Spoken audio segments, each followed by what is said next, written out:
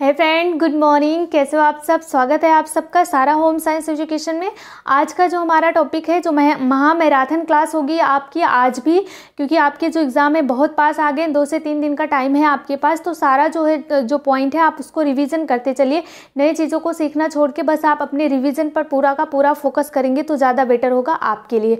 तो बात आज हम किस पॉइंट पर करेंगे, किस पॉइंट को हमें देखना है। आज का जो हमारा पॉइंट है वो है कार्बोहाइड्रेट, प्रोटीन और फैट। ये तीनों बहुत ही ज़्यादा इंपॉर्टेंट है आपके एग्जाम के लिए। यहाँ से क्वेश्चन पूछे जाते हैं। सो स्टार्ट करते हैं अपनी क्लास। आज का जो हमारा सेशन कार्बोहाइड्रेट है, प्रोटीन है और फैट, तीनों पॉइंट को हम कवर करेंगे, बट शॉर्टकट में हमें देखना है जैसे आपको आज तक सेशन मिलते चले आए हैं। और मैं एक बात आपसे यहाँ पे बता दूँ, एक बहुत ही इंपॉर्टेंट पॉइंट है आपके एग्जाम के पॉइंट ऑफ व्यू से, बहुत ज़्यादा इंपॉर्टेंट है। अब डेली आपको शाम को जो 8 बजे की क्लास मिलती थी, वहाँ पे आपको 8 बजे की क्लास में आपको 5 से 6 क्वेश्चन जीके के, जो कि आपके हायर एजुकेशन से रिलेटेड होंगे या फिर जो नया चेंजिंग हुआ होगा जो कि एग्जाम में पूछे जाते हैं, सारे के सारे पॉइंट मैं ऐड करूंगी शाम के 8 बजे की जो क्लास है वहाँ पे। तो तैयार रहिएगा। आज से आपको जीके के कुछ क्वेश्चन मिलेंगे जो कि डेली, जो कि आपके एग्जाम के पॉइंट ऑफ व्यू से इंपॉर्टेंट होते हैं। जो कुछ चेंज हुआ रहता है हायर एजुकेशन का, या फिर जो होम साइंस में कुछ नया इंक्लूड हुआ है, कुछ हुआ है, तो उसको मैं यहाँ पे लेके आऊँगी। ओके, तो 8 बजे की क्लास अब और ही ज़्यादा इंटरेस्टिंग हो जाएगी आप सब लोगों के लिए, क्योंकि उसमें अब जीके के कुछ क्वेश्चन डेली के डेली, करंट अफेयर्स जो होते हैं उसको भी मैं ऐड करूँगी। सो स्टार्ट करते हैं अपनी क्लास। ये भी आप लोगों का ही डिमांड है कि मैम जो करंट अफेयर्स होते हैं डेली के, जो बहुत ही इंपॉर्टेंट है, उसको आप ले आइए ताकि हम लोग उसको भी सॉल्व कर सकें। तो इसलिए मैं लेके आऊँगी शाम को जो 8 बजे की क्लास मिलती है आप लोगों को, उसमें कुछ क्वेश्चन हम करंट अफेयर के डेली सॉल्व करेंगे। 5 से लेकर 10 क्वेश्चन तक मैं लेके आऊँगी, जो कि बहुत ही ज़्यादा इंपॉर्टेंट है आपके एग्जाम के लिए। ऐसे क्वेश्चन को हम सॉल्व करेंगे। तो यहाँ पर बात करते हैं, अपना सेशन स्टार्ट करते हैं। बहुत ज़्यादा डिटेल में हमें नहीं देखना है, बहुत ही कम टाइम में बहुत ही ज़्यादा चीज़ों को गेन करना। आ जाते हैं, स्टार्ट करते हैं। पहले हम देखेंगे कार्बोहाइड्रेट को, उसके बाद देखेंगे प्रोटीन को और लास्ट में देखेंगे फैट को। फैट, मुझे लगता है कि फैट से काफ़ी सारे क्वेश्चन आते हैं, तो फैट को थोड़ा सा डिटेल में देखना है, इसलिए मैं उसको लास्ट में रखी हूँ। और जो कार्बोहाइड्रेट है, यहाँ से भी क्वेश्चन पूछे जाते हैं, तो ये थोड़ा सा आसान है। कार्बोहाइड्रेट भी आसान है, प्रोटीन भी आसान है, इजी लगता है। बट जो फैट है ना, यहाँ के जो वर्ड हैं कुछ इसमें मतलब डिफ़िकल्ट वर्ड भी यूज होते हैं, तो इसको समझना ज़्यादा बढ़िया से समझना है, थोड़ा सा डिटेल देखना, इसलिए मैं इसको लास्ट में रखी हूँ। सो जितने भी स्टूडेंट मुझसे जुड़े हैं, स्टार्टिंग से लेकर लास्ट तक जुड़े रहिए, सारे आपके यहाँ पे जो कन्फ्यूजन है वो दूर हो जाएंगे। आ जाते हैं, स्टार्ट करते हैं। पहला क्वेश्चन है, क्या है? कार्बोहाइड्रेट पहला टॉपिक है। पहला जो पॉइंट है कार्बोहाइड्रेट को हम देखेंगे। पहले तो हम देखेंगे इसका संगठन। मैं बता रही हूँ आपको, जो आपके एग्जाम के पॉइंट ऑफ व्यू से बहुत ज़्यादा इंपॉर्टेंट होंगे, बस उसी टॉपिक को हम पढ़ेंगे, उसी पॉइंट को हम यहाँ पे डिस्कस करेंगे, क्योंकि ये मैराथन की क्लास है और मैराथन में आप सब जानते हो कि मेन पॉइंट को ही डिस्कस किया जाता है। संगठन में क्या होता है? कार्बन, हाइड्रोजन और ऑक्सीजन। ये किससे मिलकर बना होता है? कार्बन से, हाइड्रोजन से और ऑक्सीजन से। Carbon, hydrogen, oxygen. आपसे पूछा जाए जो कार्बोहाइड्रेट का संगठन अगर आपसे पूछा जाए तो आपको क्या बताना है? कार्बन, हाइड्रोजन और ऑक्सीजन से मिलकर बना है। यहाँ पे हाइड्रोजन और ऑक्सीजन का आपसे परसेंटेज पूछा जाता है, कितने परसेंट, कितने अनुपात में होता है कार्बन और हाइड्रोजन। कार्बन और हाइड्रोजन का क्या पूछा जाता है? यहाँ पे अनुपात पूछा जाता है। तो आपको क्या बताना है? कार्बन और हाइड्रोजन का जो अनुपात होता है 2:1 होता है ना। कार्बन और हाइड्रोजन का अगर आपसे अनुपात पूछा जाए, आपसे हाइड्रोजन और ऑक्सीजन का अगर अनुपात पूछा जाएगा तो आपको बताना है 2:1 होता है। ये किस अनुपात में होता है? हाइड्रोजन और ऑक्सीजन, तो आपको बताना है 2:1 में होता है। और ये पूछा भी गया है, ये रेशियो आपसे पूछा गया है, तो 2:1 ये क्वेश्चन पूछा गया। तो एक बार फिर से देख लेते हैं इसको। जो कार्बोहाइड्रेट है, इसका संगठन आपसे पूछा जाएगा, या फिर ऐसे ही संगठन करके पूछ लिया जाए, या फिर ऑप्शन वाले क्वेश्चन दिए जाए उसमें संगठन करके पूछा जाए और आपको यहाँ से करेक्ट का आंसर लगाना रहे, तो आपको क्या लगाना है? Carbon, hydrogen plus oxygen. और अगर आपसे हाइड्रोजन और ऑक्सीजन का रेशियो पूछा जाए, कितने रेशियो में होता है, तो आपको बताना है जो हाइड्रोजन है उसका 2 पॉइंट और जो ऑक्सीजन है उसका 1 पॉइंट होता है। 2:1 होता है क्या? हाइड्रोजन और ऑक्सीजन का रेशियो किसमें? तो कार्बोहाइड्रेट में होता है। क्लियर हो गया ये? और इसका संगठन किसकी तरह होता है? तो ये भी ध्यान रखना है आपको, इसका संगठन जल की तरह होता है।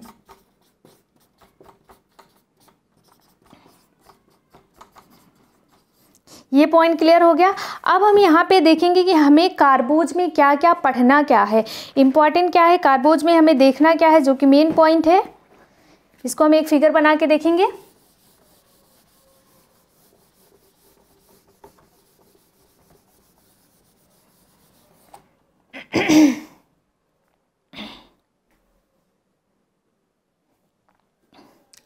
अब हम यहाँ पे देखेंगे जो कार्बोहाइड्रेट का 3 रूप है, जो कि क्वेश्चन जहाँ से पूछे जाते हैं किसके अंतर्गत क्या क्या आता है इसमें पूछा जाएगा। पहला जो है कार्बोहाइड्रेट को 3 पार्ट में बांटकर हम पढ़ते हैं। पहला क्या होता है इसका मोनो, दूसरा होता है डाई और तीसरा क्या होता है पॉली। ये 3 पार्ट में बांट दिया जाता है। कार्बोहाइड्रेट को 3 पार्ट में बांटकर पढ़ना है आपको। मोनो कार्बोहाइड्रेट, डाई कार्बोहाइड्रेट और पॉली कार्बोहाइड्रेट, ये 3 पार्ट हैं इसके। और मोनो में क्या क्या आता है तो आपको बताना है ग्लूकोज, ग्लूकोज आता है, फ्रक्टोज और ग्लैक्टोज। आपको बताना है डाई फॉर्म का क्या क्या है, ये इसमें डाई फॉर्म में क्या क्या आता है तो आपको बताना है सुक्रोज आता है, माल्टोज और लैक्टोज। यहाँ से ज़्यादा क्वेश्चन पूछे जाते हैं। मैं बताती चल रही हूँ कि कौन कौन से पॉइंट आपके लिए बहुत ज़्यादा इंपॉर्टेंट है। अभी मैं यहाँ से बताऊँगी कि कैसे क्वेश्चन पूछे जाते हैं। अगला क्या आता है इसमें, स्टार्च है। उसके बाद आपको देखना है डेक्स्ट्रीन,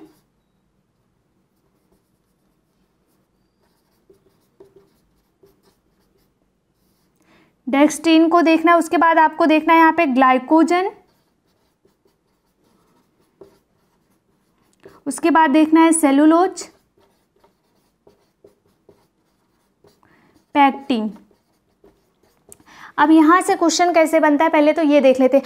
आपसे पूछा जाएगा कि जो कार्बोहाइड्रेट के जो मोनो फॉर्म है उसमें कौन कौन से आते हैं, कौन कौन से तत्व आ रहे हैं, यहाँ से छांटने के लिए क्वेश्चन पूछा जाता है। आपसे पूछ लिया गया कार्बोहाइड्रेट का जो डाई फॉर्म है उसके अंतर्गत कौन कौन से आते हैं। आपसे पूछ लिया जाता है कि कार्बोहाइड्रेट के पॉली फॉर्म में कौन कौन तत्व रखे गए हैं या कौन कौन से आते हैं। तो ऐसे दे दिया जाएगा आपको, उसमें से आपको छांटना रहेगा। जब आपको पता रहेगा तभी आप यहाँ से क्वेश्चन को सॉल्व कर सकते हैं। तो बात करते हैं जो मोनो है, मोनो मतलब होता है एक अणु, कार्बोहाइड्रेट का एक अणु, डाई मतलब 2 अणु और पॉली मतलब क्या होता है ढेर सारे अणु होते हैं। यही होता है ना, दो अणु होता है। मोनो मतलब एक अणु होता है, इसमें क्या आता है ग्लूकोज आ जाता है, फ्रक्टोज आता है, ग्लैक्टोज आता है। अब हम इसमें देखेंगे ग्लूकोज को किस और नाम से जानते हैं, ग्लूकोज का संगठन कैसा है, ग्लूकोज पे जब हाइड्रोलिसिस प्रक्रिया कराई जाती है तो क्या होता है, कैसे होता है, सारे पॉइंट को हम डिस्कस करेंगे। पहले तो आपको जो याद करना है इसमें उसको मैं बता रही हूँ। आपको याद करना है कि कार्बोहाइड्रेट के 3 फॉर्म है, मोनो है, डाई है, पॉली है। मोनो में क्या क्या आ रहा है तो आपको बताना है मोनो में आता है ग्लूकोज, फ्रक्टोज और ग्लैक्टोज। आपको बताना है कि डाई में क्या क्या आता है तो आपको बताना है सुक्रोज, माल्टोज और लैक्टोज बताना है। और पॉली में बताना है आपको स्टार्च, डेक्स्ट्रिन, ग्लाइकोजन, सेलुलोज और पैक्टिन। ये सारे पॉइंट को आपको लर्न करना। अब हम एक एक पॉइंट को यहाँ पे देखेंगे। पहले हम मोनो के फॉर्म को देखेंगे, फिर हम डाई को देखेंगे, फिर हम क्या देखेंगे, फिर हम देखेंगे पॉली के फॉर्म को। सारे फॉर्म के लिए आप तैयार हो। अब यहाँ से पहले हम ये देखेंगे कि किसको किस नाम से और जाना जाता है, कहाँ पर पाया जाता है, इसका जो हाइड्रोलिसिस प्रक्रिया होती है उसमें कौन कौन से अणु टूटते हैं, क्या बनता है, कैसे क्या होता है, सारी चीज़ों का हम यहाँ पे डिस्कस करेंगे। तो आ जाते हैं, पहले हम स्टार्ट कर देते हैं। पहले हम मोनो के फॉर्म को देख लेते हैं, तीनों फॉर्म को।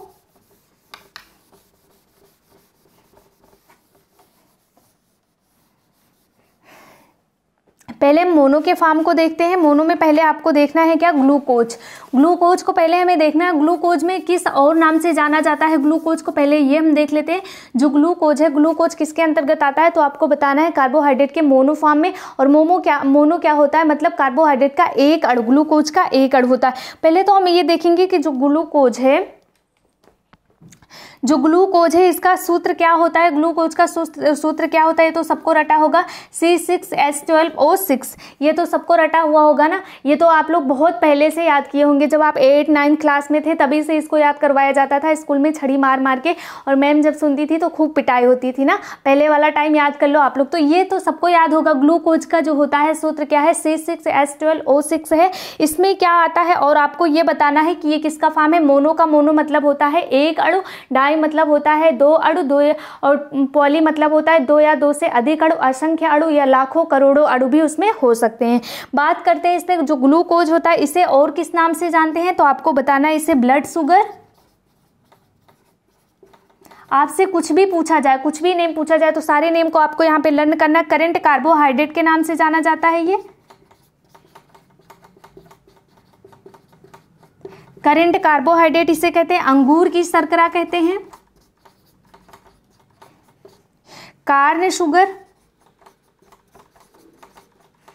और इसे क्या कहते हैं, डेक्सट्रोज भी इसे कहते हैं। तो इतने नाम से ये जाना जाता है। पहली बात तो है आपको ग्लूकोज का सूत्र याद करना है। ग्लूकोज को कितने नाम से जाना जाता है, तो ग्लूकोज का जो सूत्र है वो क्या है, C6H12O6 है। इसको आप रट लीजिए, यहाँ से क्वेश्चन जरूर पूछा जाएगा। अब ग्लूकोज को हम देखते हैं कि ग्लूकोज को और किस नाम से जानते हैं, तो आप ब्लड शुगर नाम से जानते हो इसे, करंट कार्बोहाइड्रेट के नाम से जानते हो, अंगूर की शर्करा के नाम से जानते हो, कार्न शुगर और डेक्सट्रोज के नाम से भी इसे जाना जाता है। अब इसे क्या कहा जाता है, ब्लड शुगर क्यों कहा जाता है, तो जो ग्लूकोज है ना, इसको जैसे ही हम इंटेक करते हैं तुरंत हमारे ब्लड में जाकर ये एनर्जी देने का कार्य करने लगती है, तुरंत के तुरंत। जैसे आपके शरीर में, जैसे आपके बॉडी में, जैसे आपके ब्लड में जो ग्लूकोज है उसे इंटेक करवाया जाएगा, तुरंत ही वो जाकर ब्लड में क्या करने लगती है, ऊर्जा देने का कार्य करने लगती है। इसीलिए इसे ब्लड शुगर कहा जाता है और इसीलिए इसे करंट कार्बोहाइड्रेट भी कहा जाता है। रीजन है कि ये जैसे ही हमारी बॉडी में जाती है तुरंत ऊर्जा देने का कार्य करने लग जाती है। और जो कार्बोहाइड्रेट है उसका मेन वर्क क्या है, हमारी बॉडी को ऊर्जा देने का काम करना है कार्बोहाइड्रेट का वर्क। अगर हमारी बॉडी में ऊर्जा नहीं रहेगी तो हम कोई भी कार्य नहीं कर पाएंगे। कोई भी कार्य करने के लिए आपको पहला जो फर्स्ट है वो क्या है, ऊर्जा की ज़रूरत होती है। अगर मान लो कि आप 5-6 दिन से भूखे हो और आपको कोई कह दे चलो आप व्हाइट बोर्ड पर पढ़ाओ, कोई टॉपिक दे दिया जाए, तो अगर आपको आता भी रहेगा ना तब भी आपका माइंड वहाँ पे काम नहीं करेगा। तो हमें कार्य करने के लिए सबसे पहली बात किस चीज़ की ज़रूरत होती है, तो आपको बताना है एनर्जी की ज़रूरत होती है। और एनर्जी तुरंत जो देने का कार्य करता है वो कौन सा करता है, ग्लूकोज, जिसका सूत्र है C6H12 और O6 है। इसे किस नाम से जानते हैं, आपको बताना है ब्लड शुगर, करंट कार्बोहाइड्रेट, अंगूर की शर्करा, कार्न शर्करा और क्या कहते हैं इसे, डेक्सट्रोज भी कहा जाता है। तो इसे ब्लड शुगर या करंट कार्बोहाइड्रेट क्यों कहा जाता है, ये सारी चीज़ें आपको समझ में आ गई। अब यहाँ पे बात करते हैं, हम कुछ पॉइंट को यहाँ पे देखते हैं। ये अगर आपसे पूछा जाए जो ग्लूकोज है ये रक्त द्वारा तुरंत अवशोषित कर ले जाता है, किया जाता है, तुरंत जाकर हमारे बॉडी में एनर्जी देने का कार्य करता है। और आपको यहाँ पे जो है ग्लूकोज की मात्रा मैं बता देती हूँ, क्योंकि ग्लूकोज की मात्रा पूछी जाती है। तो ग्लूकोज की मात्रा रक्त में कितनी होती है, ग्लूकोज की मात्रा रक्त में अगर आपसे पूछा जाए तो क्या बताओगे, 80 मिलीग्राम पर 100 ml ऑफ ब्लड। ये क्या है, ग्लूकोज की मात्रा है। ग्लूकोज की मात्रा भी आप लोग लर्न कर लीजिएगा, ग्लूकोज की मात्रा भी पूछी जाती है।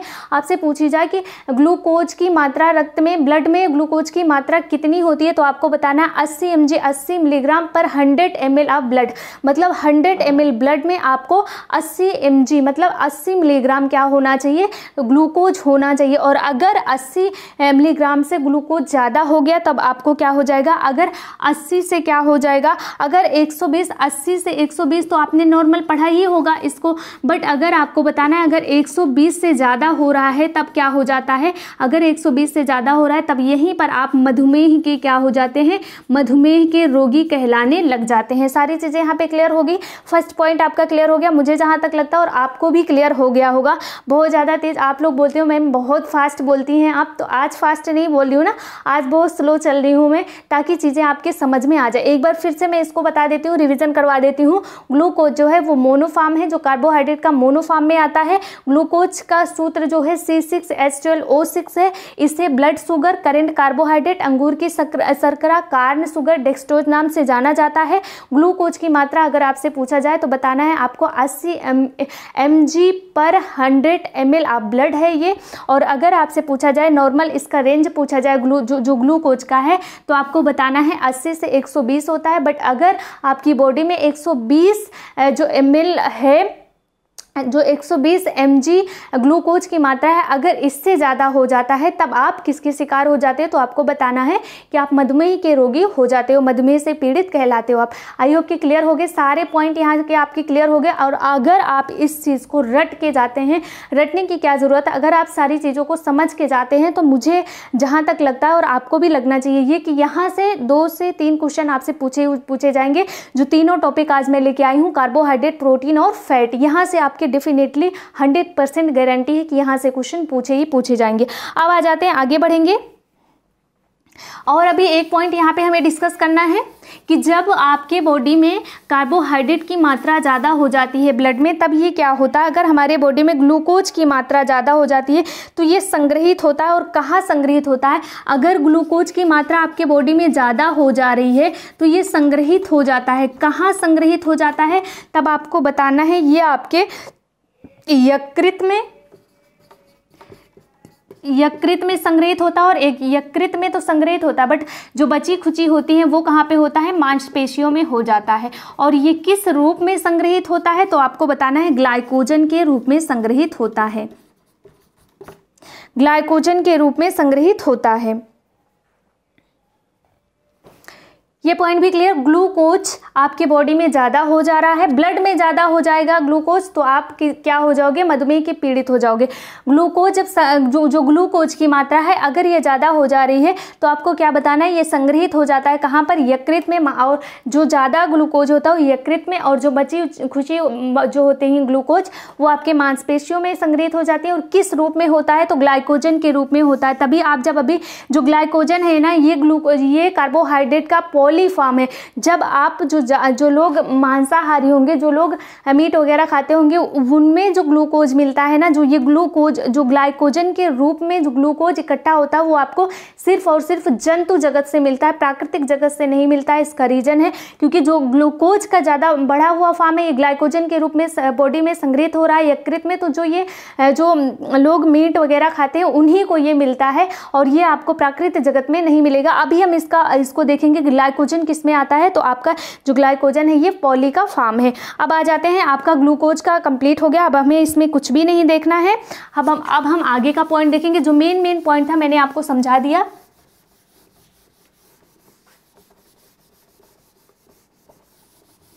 आज भी हमारी जो क्लास है लंबी होगी, लगभग 1.5 से 2 घंटे की क्लास होने वाली है। अब हमें देखना है फ्रक्टोज।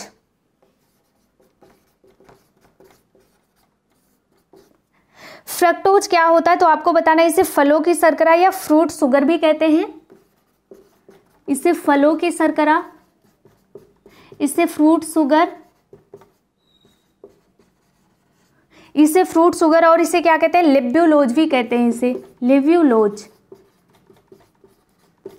3 नेम आपको याद रखने हैं किसके, फ्रक्टोज के, फलों की शर्करा, फ्रूट शुगर या फिर लेब्यूलोज। और अगर आपसे पूछा जाए कि प्रकृति जगत में सबसे मीठी शर्करा कौन सी होती है, तो आपको क्या बताना है, फ्रक्टोज होता है। फलों में पाई जाने वाली शर्करा और प्रकृति जगत में पाई जाने वाली शर्करा में सबसे मीठी शर्करा, अगर आपसे पूछी जाए कि प्राकृतिक जगत की सबसे मीठी शर्करा,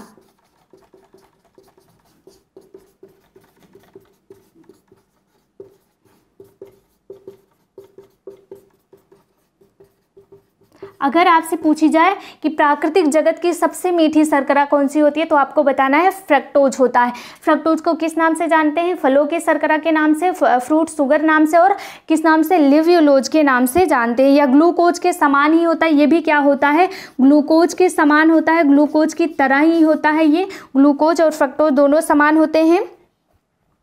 और आपसे अगर पूछा जाए जो फ्रक्टोज होता है ये किसके रूप में संग्रहित होता है बॉडी में, तो आपको क्या बताना है, ग्लाइकोजन के रूप में संग्रहित होता है। फ्रक्टोज जो है, फ्रक्टोज ये ग्लाइकोजन के रूप में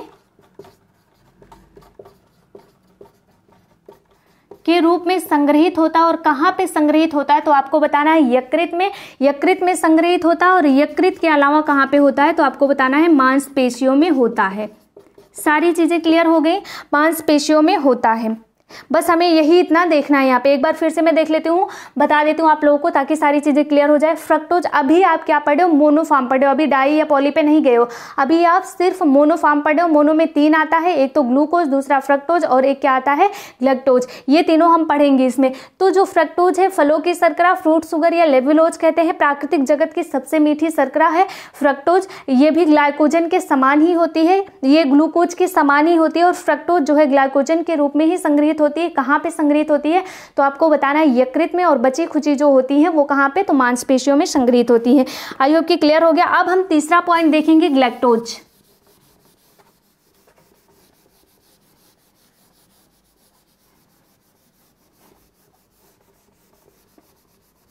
अब आपको इसका तीसरा पॉइंट देखना है, गैलेक्टोज।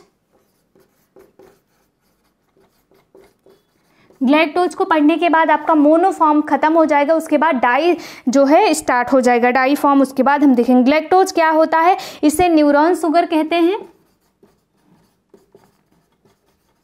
इसे न्यूरॉन शुगर कहते हैं। और ये क्या करता है? तो आपको बताना है, यह मस्तिष्क को एनर्जी देने का काम करता है, यह मस्तिष्क को एनर्जी देता है।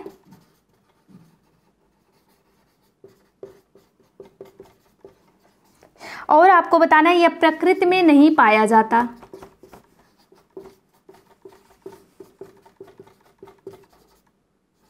ये कहाँ पाया जाता है? आपके शरीर में, आपके बॉडी में पाया जाता है, आपके बॉडी में ही इसका निर्माण हो जाता है। अब एक बार फिर से देख लेते हैं, जो ग्लैक्टोज है ये क्या है? तो आपको बताना है ये भी मोनो का ही फॉर्म है, मोनो का लास्ट फॉर्म है। इसमें क्या होता है? तो आपको क्या बताना है, इसमें क्या होता है? इसे हम न्यूरॉन शुगर कहते हैं। क्यों कहते हैं? क्योंकि ये प्रकृति जगत में नहीं पाया जाता है। जब जो ग्लैक्टोज है ये प्रकृति जगत में नहीं पाया जाता, फिर कहाँ पाया जाता है? तो आपको बताना है इसका निर्माण हमारी बॉडी में हो जाता है। और जो ग्लैक्टोज है इसका वर्क क्या है? तो आपको बताना है हमारे मस्तिष्क को एनर्जी देने का काम करता है, इसलिए इसे न्यूरॉन शुगर कहते हैं। सारी चीज़ें क्लियर। अब हम देखेंगे डाई के फॉर्म को देखेंगे, कार्बोहाइड्रेट के डाई फॉर्म को देखेंगे। मोनोफॉर्म जो है ये आपका कंप्लीट हो गया। अभी तो बहुत ज़्यादा फास्ट नहीं बोल रही हूँ ना, अब सारी चीज़ें आपको क्लियर हो रही होंगी। किसी किसी को लगता है मैं बहुत फास्ट बोलती हूँ और किसी किसी को लगता है फास्ट नहीं बोलती हूँ।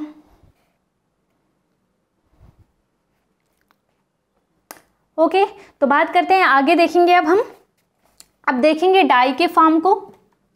डाई में क्या क्या आता है? तो डाई में आपका आ जाता है सुक्रोज, माल्टोज और लैक्टोज। ये 3 पॉइंट देखना है, सुक्रोज को देखना है, सुक्रोज, माल्टोज और लैक्टोज को, इन 3 पॉइंट को देखना है आपको डाई में। तो पहले हम देखेंगे सुक्रोज। सुक्रोज को इसे घरेलू शुगर कहते हैं, नाम बहुत ही ज़्यादा इंपॉर्टेंट है, नाम से आप कंफ्यूज हो गए।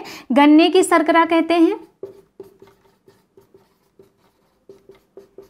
इसे हम चुकंदर शर्करा कहते हैं, और इसे क्या कहते हैं? टेबल शुगर कहते हैं। आपको पता है जो मोनो होता है, जो मोनो का फॉर्म है उस वो तुरंत ही हमारे बॉडी में जाके एनर्जी देने का काम करता है। बट जब आप डाई पढ़ोगे ना, डाई किस में टूटेगा? डाई आपका टूटेगा मोनो में। मोनो फिर हमारे बॉडी को एनर्जी देगा। यहाँ पे पॉली है, एक बार मैं इसको समझा देती हूँ। जो कार्बोहाइड्रेट का पॉली फॉर्म है ये टूटेगा डाई में, डाई टूटेगा मोनो में, तब जाकर जब मोनो की स्टेज में आ जाएंगे तब ये हमारी बॉडी को एनर्जी देने का काम करेंगे। डाई जो है डायरेक्ट हमारे बॉडी में जाकर वर्क नहीं, एनर्जी देने का काम नहीं करता है। पहले डाई मोनो में टूटता है, फिर मोनो एनर्जी देने का काम करता है। वैसे जब आप पॉली के फॉर्म को लोगे, जैसे स्टार्च हो गया, पैक्टिन हो गया, इन सारी चीज़ों को लोगे तो आप क्या होगा, जो पॉली का फॉर्म टूटेगा डाई में, डाई टूटेगा मोनो में, मोनो के फॉर्म में आकर के वो ऊर्जा देने का कार्य करता है। सारी चीज़ें क्लियर। अब हम देखेंगे सुक्रोज। सुक्रोज क्या होता है? इसे घरेलू शुगर कहते हैं, गन्ने की शर्करा कहते हैं, चुकंदर शर्करा कहते हैं और टेबल शुगर कहते हैं। जो सुक्रोज होता है ये क्या होता है?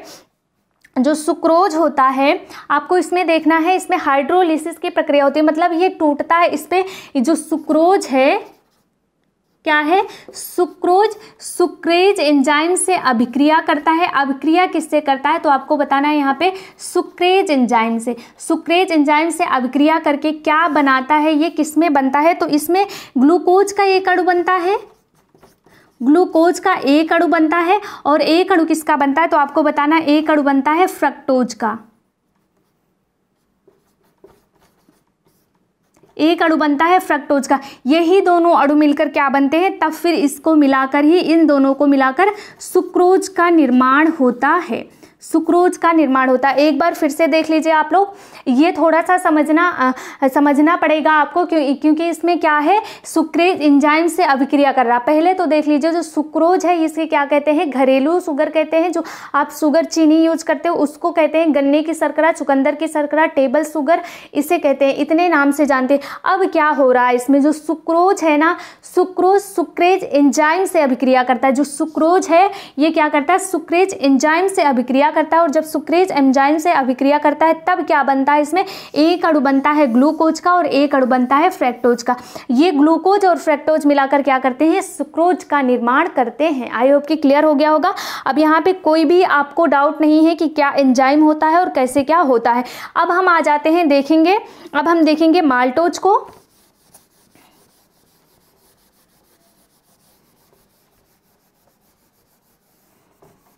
और आपसे रिक्वेस्ट है आप लोगों से कि आप लोग ज़्यादा से ज़्यादा क्लास को शेयर करिए। लाइक करना प्लीज़ मत भूलिएगा आप लोग, लाइक ज़रूर कर दिया करिए आप लोग, और शेयर, लाइक के साथ साथ शेयर भी किया करिए। अब हम बात करते हैं माल्टोज का। और ये क्या पढ़ रहे हो आप, डाई के फॉर्म को पढ़ रहे हो। आपने मोनो को पढ़ लिया, अब आप डाई को पढ़ रहे हो। डाई के बाद आप पॉली को पढ़ोगे। तो डाई में क्या देखना है, जो डाई का फॉर्म है, जो माल्टोज है, इसे किस नाम से जानते हैं, जौ की शर्करा। जौ की शर्करा कहते हैं, इसे मंड शर्करा कहते हैं, और क्या कहते हैं, इसे माल्ट शर्करा कहते हैं। कितने नाम से जाना जाता है, जो माल्टोज है इसे जौ की शर्करा, मंड शर्करा और माल्ट शर्करा कहते हैं। इसमें क्या होता है,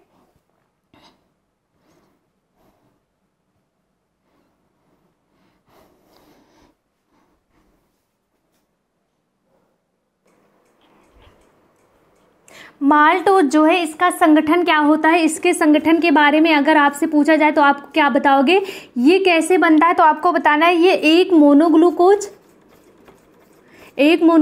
प्लस एक मोनोग्लूकोज, मतलब ये दो मोनोग्लूकोज बनकर क्या बनता है, दो ग्लूकोज मिलाकर ही क्या होता है, दो ग्लूकोज मिलकर क्या बनता है, माल्टोज बनता है। अब ये दो ग्लूकोज बनते कैसे हैं, जब आप अनाज को ग्रहण करते हो उसके बाद किस किस की अभिक्रिया होती है, ये सारी चीज़ें मैं यहाँ पे नहीं समझा रही हूँ, क्योंकि इसको समझेंगे तो हमारा जो टॉपिक है बहुत लंबा हो जाएगा। तो आपसे अगर यहाँ पे क्वेश्चन पूछा जाए कि जो माल्टोज है वो कैसे बनता है, तो आपको बताना है दो मोनोग्लूकोज से मिलकर क्या बनता है, माल्टोज का निर्माण होता है। और कहाँ से आपको माल्टोज मिलता है, तो आपको बताना है और कहाँ से माल्टोज मिलता है। अब हम यहाँ पे देखेंगे और कहाँ से माल्टोज मिलता है, तो आपको बताना माल्टोज का, अनाजों को अंकुरित करके भी माल्टोज प्राप्त किया जाता है। अनाजों के अंकुरण से, अनाजों को अंकुरित करके माल्टोज प्राप्त होता है। और किससे हो जाता है, जब पॉली का फॉर्म टूटता है, जब पॉली का फॉर्म, पॉली के पाचन के फलस्वरूप, पॉली के पाचन के फलस्वरूप क्या होता है, आपको माल्टोज मिलता है। पॉली के पाचन के फलस्वरूप की भी क्या होता है, तो आपको बताना है कि शरीर में पॉली के पाचन के फलस्वरूप माल्टोज मिलता है। और ये जो माल्टोज है इसका प्रयोग कहाँ पे किया जाता है, माल्टोज का प्रयोग शराब बनाने में भी किया जाता है। माल्टोज का प्रयोग शराब बनाई जाती है, मतलब जो माल्टोज है इसका प्रयोग कहाँ पे किया जाता है, तो आपको बताना है शराब बनाने में किया जाता है। माल्टोज क्या है, ये डाई फॉर्म है। जौ शर्करा, मंड शर्करा, माल्ट शर्करा इसे कहते हैं। अनाजों को अंकुरित करके आप माल्टोज प्राप्त कर सकते हैं। पॉली का जब पाचन होता है, जब पॉली वाला फॉर्म डाई में टूटता है, तब भी क्या होता है, पॉली के पाचन के फलस्वरूप भी माल्टोज का निर्माण होता है। माल्टोज का प्रयोग आप शराब बनाने में कर सकते हैं। और माल्टोज का संगठन दो ग्लूकोज मिलकर माल्टोज का निर्माण होता है। अब ये दो ग्लूकोज बनते कहाँ से हैं, इसको आपको डिटेल में जानना हो तो आप जाइए प्लेलिस्ट में, न्यूट्रिशन साइंस के प्लेलिस्ट में जाइए, वहाँ पर आप टाइप करिए कार्बोहाइड्रेट, तो आपको सारी चीज़ें डिटेल में मिल जाएंगी। सो स्टार्ट करते हैं, आगे देखेंगे। अब हम यहाँ पे बहुत ज़्यादा, हमें बहुत ज़्यादा चीज़ों को हम मतलब क्या करना है, हमें यहाँ पे मेन पॉइंट को देखना है ना। अब यहाँ पे कैसे टूटता है, क्या होता है, ये समझेंगे तो ये बहुत लंबा हो जाएगा। अब हमें आगे देखना है लैक्टोज।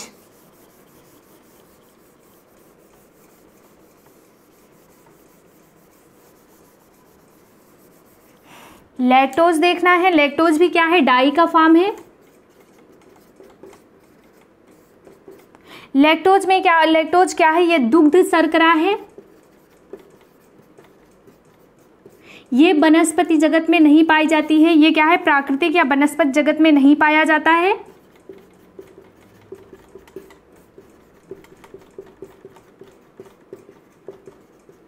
अगर आपसे पूछा जाए क्या माल्टोज जो लैक्टोज है ये वनस्पति जगत में पाया जाता है, तो आपको बताना है नहीं। और एक चीज़ आपने अभी देखा था कि क्या नहीं पाया जाता है, जो लैक्टोज होता है जिसे आप न्यूरॉन शर्करा कहते हैं, ये भी प्रकृति में स्वतंत्र रूप में नहीं पाया जाता, ये भी मानव के अंदर ही पाया जाता है। और जो लैक्टोज है जिसे आप दुग्ध शर्करा कह रहे हैं, दुग्ध शर्करा कहते हैं, ये भी वनस्पति जगत में नहीं पाया जाता है। तब कहाँ पाया जाता है, स्तनधारी जीव जंतुओं में पाया जाता है। स्तनधारी जीव में पाया जाता है। तब अगर आपसे पूछा जाए कि कहाँ पाया जाता है लैक्टोज, तो आपको बताना स्तनधारी जीव जंतुओं में पाया जाता है। आपको यहाँ पे बताना है कि जो लैक्टोज है, माता के दूध में लैक्टोज की मात्रा कितनी होती है, माँ के दूध में लैक्टोज की मात्रा बताना है। तो आपको 8 से 9% बताना है। और अगर आपसे पूछा जाए गाय के दूध में कितना होता है, गाय में कितना होता है, तो आपको बताना है 4 से लेकर 5% होता है। कितना होता है, तो आपको बताना है 4 से लेकर 5% होता है। ये है ग्लैक्टोज। ग्लैक्टोज को आप दुग्ध शर्करा कहते हैं। दुग्ध शर्करा क्या होता है, वनस्पति जगत में ये नहीं पाया जाता है, ये प्राणी जगत में पाया जाता है। प्राणी जगत में भी किस में पाया जाता है, स्तनधारी जीव जंतुओं में पाया जाता है। माँ के दूध में जो लैक्टोज की मात्रा होती है 8 से 9% होती है। गाय या बकरी के दूध में अगर आपसे पूछा जाए तो कितना होता है, 4 से 5% या फिर 5% होता है। दूध का पाचन जो है, लैक्टोज एंजाइम लैक्टोज को तोड़कर, इसे हम नहीं देखेंगे। दूध में जो प्रोटीन पाई जाती है वो कौन सी होती है, दूध की जो प्रोटीन होती है वो कौन सी होती है, तो आपको बताना है केसीन। एक दिन मैं दूध का चैप्टर पढ़ाऊंगी आप लोगों को। मिल्क से आपको बहुत ज़्यादा प्रॉब्लम हो रही है मिल्क चैप्टर को लेकर, तो मैं जल्दी ही आपको प्रोवाइड करवाऊंगी मिल्क का चैप्टर। उसमें कौन सा फैट पाया जाता है, किस रूप में पाया जाता है, उसके बाद इसमें कौन सा प्रोटीन, कौन सा कार्बोहाइड्रेट क्या कार्य करता है, सारी चीज़ों को, कौन से विटामिन पाए जाते हैं, सारी चीज़ों को मैं डिटेल में पढ़ाऊंगी। मिल्क का एक दिन हम चैप्टर लेंगे और डिस्कस करेंगे डिटेल में, ताकि सारी चीज़ें आपकी यहाँ से क्लियर हो जाएं। तो यहाँ पे देख लीजिए, जो दूध में प्रोटीन पाया जाता है वो केसिन प्रोटीन होती है। और क्या होता है इसमें, इसे दुग्ध शर्करा कहते हैं। वनस्पति जगत में नहीं पाया जाता है, जीव जंतुओं में पाया जाता है। स्तनधारी माता के दूध में 8 से 9%, गाय या बकरी के दूध में 4 से 5% पाया जाता है। अब हम देखेंगे पॉली के फॉर्म को।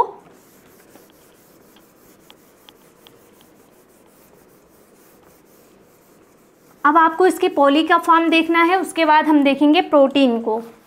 क्या देखना है, पॉली का फॉर्म आ गया। पॉली में पहले आपको देखना है स्टार्च। स्टार्च क्या होता है, अनाज से या वनस्पति जगत से प्राप्त होता है। ये स्टार्च को क्या कहते हैं, पहले ये देख लेते हैं। स्टार्च को और किस नाम से जानते हैं, तो आपको बताना है इसे एमिलम कहते हैं। और जो स्टार्च है ये मिलता कहाँ से, तो आपको बताना है अनाज से। अनाज से प्राप्त होता है। अनाज में कहाँ से, वनस्पति जगत से। वनस्पति जगत में कहाँ से, चावल गेहूं आलू से।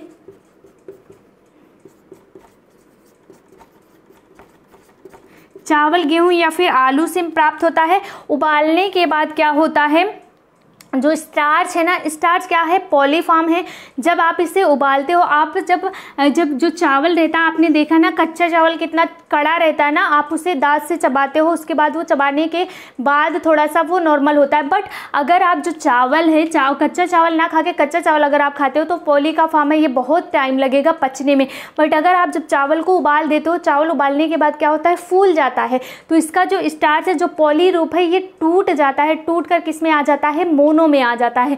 चावल उबालने के बाद क्या होता है, मुलायम हो जाता है, तो ये टूट जाता है। मतलब जो इसका पॉलीफॉर्म होता है वो टूटकर मोनो में आ जाता है। और जब आप चावल को खाते हो, पके हुए चावल को, तो वो जल्दी पच जाता है। उसी तरह से अगर आप कच्चा गेहूं खाएंगे तो नहीं पकेगा। आप गेहूं को पकाकर, गेहूं को आप उबाल कर देखिए, गेहूं इतना छोटा छोटा होता है ना, जब आप इसे उबालोगे तो क्या होगा, इसका पॉलीफॉर्म जो है मोनो में आ जाएगा। मोनो मतलब क्या होता है, ग्लूकोज के रूप में आ जाएगा। ये जल्दी पच जाएगा और एनर्जी देने का कार्य करेगा। आलू हो गया, आलू कच्चा आप खा के देखिए कैसा कैसा लगेगा टेस्ट, वही आलू जब आप पका के खाते हो तो कितना अच्छा लगता है।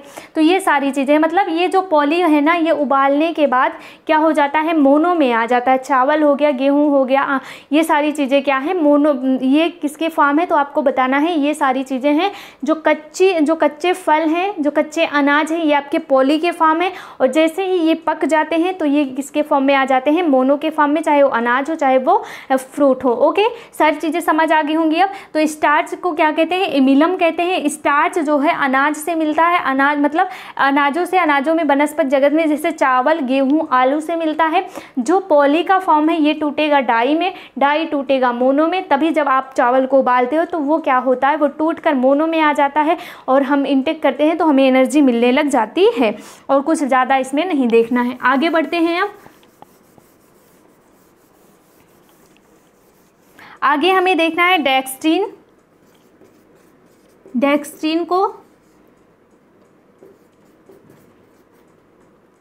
डेक्स्ट्रीन क्या होता है तो आपको बताना, अंकुरित अनाज में इसकी मात्रा ज़्यादा होती है।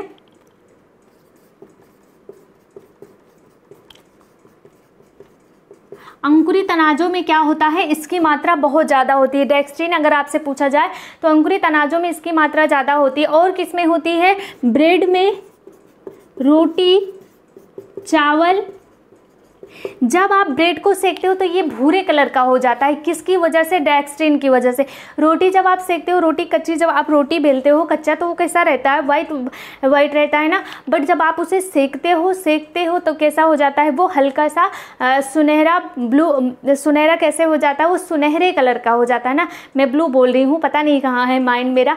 ब्लू नहीं होता है, जब आप रोटी को सेकते हो ना वो भूरे कलर का हो जाता है ना, भूरा सुनहरे कलर का हो जाता है। तो ये किसकी वजह से होता है तो आपको बताना है, डेक्स्ट्रीन की वजह से। ब्रेड को सेकने बाद भूरा कलर आता है, किसकी वजह से, डेक्स्ट्रीन की वजह से। रोटी को सेकते समय जब वो भूरे कलर का हो जाता है, किसकी वजह से आता है तो आपको बताना है, ये भी डेक्स्ट्रीन की वजह से। चावल, आप कच्चे चावल को भून के देखिए, वो भी भूरे कलर का हो जाएगा ना, सुनहरा भूरा हो जाता है, वो किसकी वजह से, डेक्स्ट्रीन की वजह से। आप रोटी को चबाकर खाते हैं, रोटी को आप चबाकर खाते हैं, चबाकर खाने से जो मीठापन आता है वो किसकी वजह से आता है, डेक्स्ट्रीन की वजह से आता है। सारी चीज़ें क्लियर। और डेक्स्ट्रीन किसका फॉर्म है तो आपको बताना है, कार्बोहाइड्रेट के पॉली का फॉर्म है। पॉली टूटेगा डाई में, डाई टूटेगा मोनो में, तब जाकर एनर्जी देने का कार्य होता है। सारी चीज़ें क्लियर। मैंने आपको बता दिया था कि यहाँ पर हम बहुत ज़्यादा चीज़ों को डिस्कस नहीं करेंगे, जो इम्पॉर्टेंट पॉइंट है उसको हम डिस्कस करेंगे। आपसे यहाँ से क्वेश्चन पूछा जाता है कि रोटी का भूरा कलर किसकी वजह से आता है तो आपको बताना है, डेक्स्ट्रीन की वजह से आता है। रोटी को आप चबा कर खा रहे हो, उसका मीठापन किसकी वजह से, डेक्स्ट्रीन की वजह से। सारी चीज़ें क्लियर होती चल रही हैं आप लोगों की। अब हम देखेंगे सेलुलोज। पहली बात तो यहाँ से यही क्वेश्चन पूछ लिया जाता है कि कौन सा, जो कार्बोहाइड्रेट का कौन सा ऐसा फॉर्म है जिसका पाचन मनुष्य के शरीर में नहीं होता है तो आपको बताना है सेलुलोज। सेलुलोज का पाचन अपने शरीर में, मतलब मानव जाति में नहीं होता है, तब ये किस में होता है, इसका पाचन जंतुओं में होता है। इसका पाचन कहाँ होता है, जंतुओं में होता है। अगर आपसे पूछा जाए इसका पाचन जंतु में होता है, मनुष्य में क्या होता है, इसका पाचन नहीं होता है। सारी चीज़ें क्लियर हो रही है ना। सेलुलोज जंतुओं में इसका पाचन होता है, मनुष्य में इसका पाचन नहीं होता है। और ये न्यूट्रिएंट वैल्यू, मतलब हमें ये पोषण कितना देते हैं, पोषण कितना परसेंट देते हैं तो 0% देते हैं। ये पॉइंट भी आप रट लीजिएगा। और इसे क्या कहते हैं, ये फाइबर है, ये रेशा है। जो सेलुलोज है ये क्या है, फाइबर है, फाइबर या फिर रेशा होता है।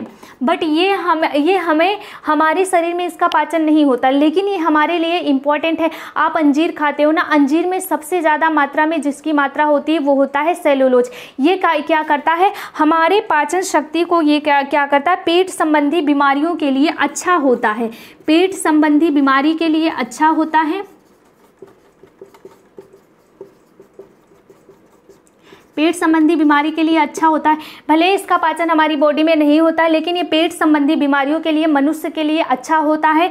ये पाचन क्रिया को प्रभावित करता है, मतलब पाचन क्रिया को ठीक करता है। ये क्या करता है, ये आपके जो है मल के वैक्यूम को बढ़ाता है, मतलब ये मल के वैक्यूम को भी बढ़ाता है। ये पाचन करने में या फिर पेट संबंधी बीमारियों को दूर करने में सहायता करता है। स्टूल का जो वैक्यूम है उसको बढ़ाने में भी ये मदद करता है। तो यहाँ पे आपको इतनी इन्हीं पॉइंट को याद रखना है। जो सेलुलोज है ये फाइबर या रेशा होता है। फिर से मैं एक बार बता रही हूँ ताकि सारी चीज़ें आपके जो डाउट हैं वो क्लियर हो जाए। और मुझे तो लगता है कि मैं इतने अच्छे से पढ़ाने की कोशिश कर रही हूँ आप लोगों को, ताकि जब मैं दोहराती हूँ ना, जब इसका रिवीजन करवाती हूँ, तो आप लोगों को मुझे जहाँ तक लगता है कि लर्न हो जाना चाहिए सारी चीज़ों को। जो मेरे पुराने स्टूडेंट हैं उनको तो लर्न हो जाता होगा, इतना मुझे पूरे कॉन्फिडेंट के साथ मैं बोल रही हूँ इस चीज़ को। तो बात करते हैं यहाँ पे फिर से, जो सेलुलोज है ना, जो सेलुलोज है ये होता क्या है, तो आपको बताना है ये फाइबर या रेशा है। तो आपको अगर आपसे क्वेश्चन पूछा जाए कि कौन सा ऐसा न्यूट्रिएंट है जिसका कौन सा ऐसा तत्व है कार्बोहाइड्रेट का जिसका पाचन मनुष्य के शरीर में नहीं होता है, तो आपको बताना है वो है सेलुलोज। सेलुलोज एक फाइबर या रेशा है, इसका पाचन जंतुओं में होता है। ये 0% न्यूट्रिएंट वैल्यू देता है, मतलब ये हमारे शरीर में न्यूट्रिएंट देता ही नहीं है, पोषण नहीं देता है, बट इसका एक वर्ग है जो हमारे लिए बहुत अच्छा होता है। अगर सबसे ज़्यादा मात्रा इसकी पूछी जाए किस में पाई जाती है, तो आपको बताना है अंजीर में। अंजीर आप लोग सब खाते हो ना, कितना टेस्टी फ्रूट है वो। अंजीर सबको पसंद होगा मुझे जहाँ तक लगता है, आप लोग बताइएगा आपको पसंद है कि नहीं। तो यहाँ पे जो बात हो रही है अंजीर में सबसे ज़्यादा मात्रा में होता है सेलुलोज। तो ये सेलुलोज करता क्या है, तो आपको बताना है कि ये हमारी पेट संबंधी बीमारियों को अच्छा करने में सहायता करता है, पाचन क्रिया को बढ़ाता है। ये आपके स्टूल के जो वैक्यूम होता है उसको बढ़ाने में भी मदद करता है। सारी चीज़ें क्लियर हो गई होंगी। अब हम आगे बढ़ते हैं यहाँ पे।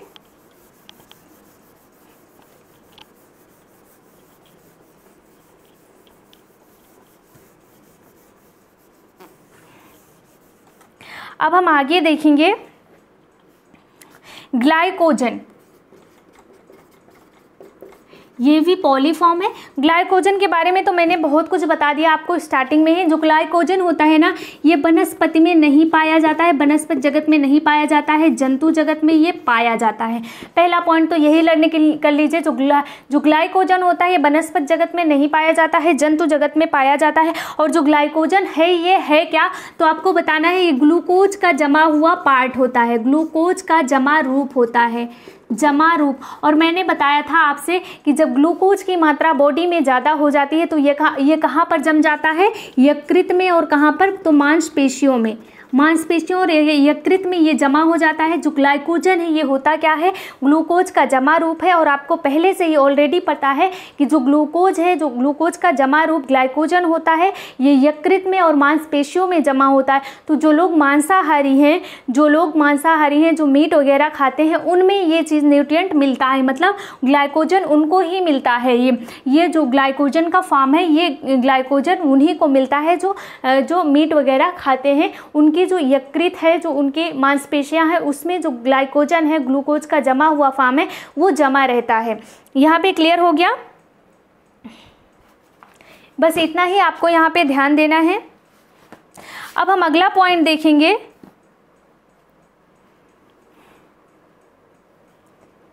अगला पॉइंट आपको देखना है पैक्टिन। आपसे ग्लाइकोजन पूछा जाए, ग्लाइकोजन कहाँ मिलता है, तो आपको बताना है जंतु जगत में मिलता है, वनस्पतियों में नहीं मिलता है। ग्लाइकोजन है क्या, तो आपको बताना है ग्लूकोज का जमा हुआ रूप है, बस इतना जानना है। पैक्टिन क्या होता है, पैक्टिन क्या है, तो ये क्या है, पॉलीफॉर्म है। यह फलों में पाया जाता है। फलों के गूदों में ऊर्जा नहीं देता है। ये क्या होता है, जो पैक्टिन है ये क्या होता है, तो आपको बताना है फलों के छिलके के नीचे उपस्थित होता है। फलों के छिलके के नीचे आपने सुना होगा ना कि सब बोलते हैं कि जो आपका जो एप्पल होता है उसे छिलके सहित नहीं खाना चाहिए। क्यों, क्योंकि उसके जो छिलके के नीचे क्या होता है, जो पैक्टिन होता है वो पाया जाता है, पैक्टिन पाया जाता है। तो आपको बताना है जो पैक्टिन है वो कहाँ पाया जाता है, फलों के छिलके के नीचे पाया जाता है। और ये भी न्यूट्रिएंट वैल्यू जो है इसका भी 0 होता है। ये पोषण नहीं करता है हमारी बॉडी में, ये पोषण देने का कार्य नहीं करता है। तो ये इतनी चीज़ है आपको जानना था किसमें, तो आपको बताना है कार्बोहाइड्रेट में। इतनी चीज़ों को आपको जानना था जो कि मैंने बता दिया है। और अगर आपको कार्बोहाइड्रेट के टेस्ट के बारे में जानना हो कि कितने टाइप का टेस्ट होता है, तो आप लोग जो पिछला का वीडियो है मेरा उसमें जाइए, उसमें सारी चीज़ें मैंने आपको टेस्ट करके एक जो है न्यूट्रिशन के टेस्ट नाम से एक वीडियो पड़ा है। या तो आप लोग बताइएगा, मैसेज तो मैं आजकल पढ़ नहीं पाती हूँ यार, मैसेज आप लोगों का नहीं पढ़ पाती हूँ, उसके लिए सॉरी। आप लोग बहुत मैसेज भेज रहे हो सब लोग, उसके लिए थैंक यू, बट मेरे पास अभी टाइम नहीं मिल रहा है कि मैं मैसेज देख सकूँ, उसका रिप्लाई कर सकूँ। बट जो एक बार मैं सरसरी निगाह से देखती हूँ मैसेज, जो भी आप टॉपिक के लिए बोलते हो उसको मैं ज़रूर यहाँ पे लेके आती हूँ। तो अगर आपको यहाँ से देखना हो, जो है आपको जानना हो कि कार्बोहाइड्रेट का टेस्ट कितने प्रकार का होता है, तो आप जाइए प्लेलिस्ट में, वहाँ पे आप पोषण न्यूट्रिशन के इम्पॉर्टेंट टेस्ट करके एक वीडियो को शेयर करिएगा क्लास को। वहाँ पे आपको सारे के सारे जो प्रोटीन के टेस्ट, फैट के टेस्ट, सारे टेस्ट आपको मिल जाएंगे। बट यहाँ पे मैं बता देती हूँ कितने टाइप का टेस्ट होता है, लेकिन और नहीं बताऊँगी कि इसमें क्या होता है क्या नहीं। बट आप जान लीजिए टेस्ट क्या क्या होता है, इसमें किस तरह का टेस्ट होता है। तो आपको बताना है फलिंगस टेस्ट आता है इसके अंतर्गत। जो मेरे पुराने स्टूडेंट हैं उनको सारी चीज़ें क्लियर हो गई होंगी। वेंडिक्ट टेस्ट है, ये वेंडिक्ट टेस्ट आता है। टोलेंस टेस्ट आता है, इसमें ऑक्सीजन टेस्ट आता है। इतने तरह का टेस्ट होता है। अब इसमें क्या होता है कैसे, इसको मैं नहीं बता सकती, क्योंकि इसको बताऊंगी तो और ज़्यादा टाइम लग जाएगा। आप लोग क्लास को शेयर करिए ज़्यादा से ज़्यादा, और वीडियो को लाइक भी करना मत भूलिए। अब आ जाते हैं दूसरा पॉइंट हम देखेंगे।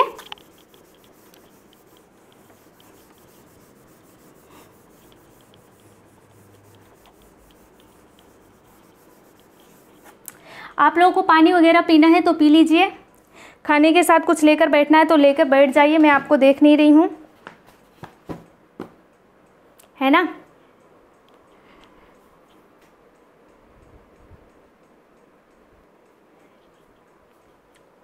अब हम देखेंगे प्रोटीन पॉइंट को हम डिस्कस करेंगे। मैं आपको बता दूं कि कार्बोहाइड्रेट में मैं इतने सारे पॉइंट को छोड़ के बताई हूं। अगर कार्बोहाइड्रेट का एक दिन में क्लास लेते हैं तो लगभग 3 घंटे की क्लास होती है कार्बोहाइड्रेट की। इसमें इतना सारा पॉइंट डिस्कस करना होता है। बट मैं इम्पॉर्टेंट पॉइंट बता दी हूँ आप लोगों को, जो कि आपके एग्ज़ाम के पॉइंट ऑफ व्यू से बहुत ज़्यादा इंपॉर्टेंट है। जो भी नए स्टूडेंट जुड़ रहे हैं मेरे से, उनके लिए थैंक यू है।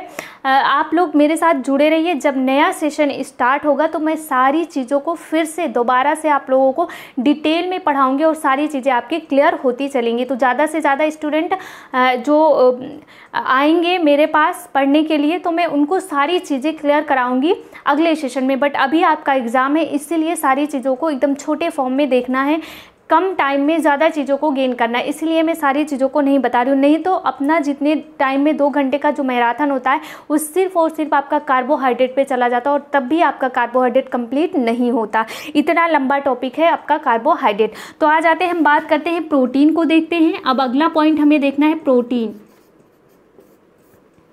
आप लोग बताइएगा, आप लोगों के यहाँ भी खूब बारिश हो रही है। हमारे यहाँ तो लगभग 1 हफ्ते से बहुत ज़ोरदार बारिश हो रही है, जम के, मतलब दिन रात मौसम एक जैसा हो गया है। एक बार भी धूप नहीं, बारिश बंद होने का नाम नहीं ले रही है, खूब बारिश हो रही है हमारे यहाँ पे। आप लोग बताइएगा आपके यहाँ मौसम कैसा है। तो प्रोटीन जो शब्द है ये ग्रीक शब्द प्रोटियास से लिया गया है। प्रोटीन शब्द कहाँ से लिया गया है? ग्रीक शब्द। इसको भी हम शॉर्टकट देखेंगे, बट शॉर्टकट भी आप देख रहे हो कितना ज़्यादा इंपॉर्टेंट है आपके एग्जाम के पॉइंट ऑफ व्यू से। तो ग्रीक शब्द किससे लिया गया है? प्रोटियास से लिया गया है, प्रोटियास से लिया गया है। और इसका मतलब क्या होता है? प्रथम स्थान रखने वाला, प्रथम स्थान रखने वाला, या फिर आपको क्या मिलेगा? ये सर्वोत्तम खाद्य पदार्थ। ये दोनों चीज आपको देखने को मिल जाएंगी। और इसकी खोज कब हुई थी? तो आपको क्या बताना है? इसकी खोज 1838 में वर्जिलियस ने किया था।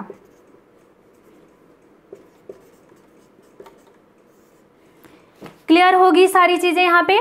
जो प्रोटीन है, प्रोटीन कहाँ का शब्द है? तो आपको बताना है ग्रीक भाषा का शब्द प्रोटियास से लिया गया है।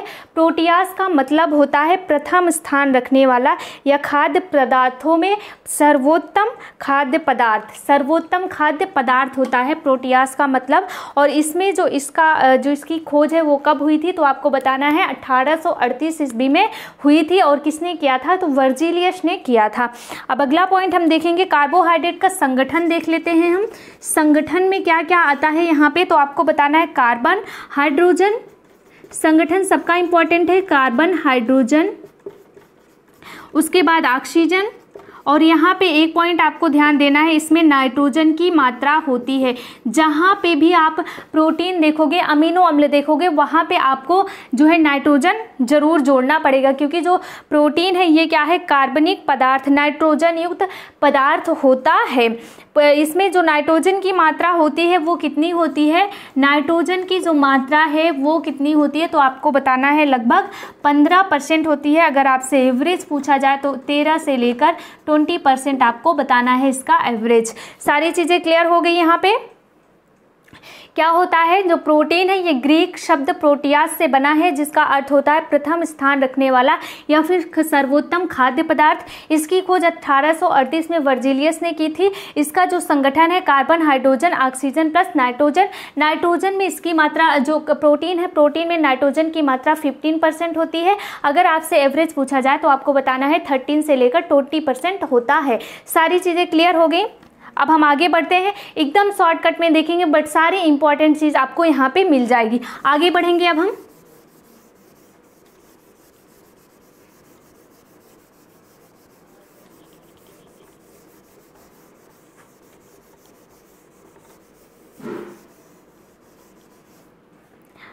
आगे देखना है हमें, जो प्रोटीन है ये कैसे बना है, प्रोटीन कैसे बनता है। तो कई एमिनो अम्ल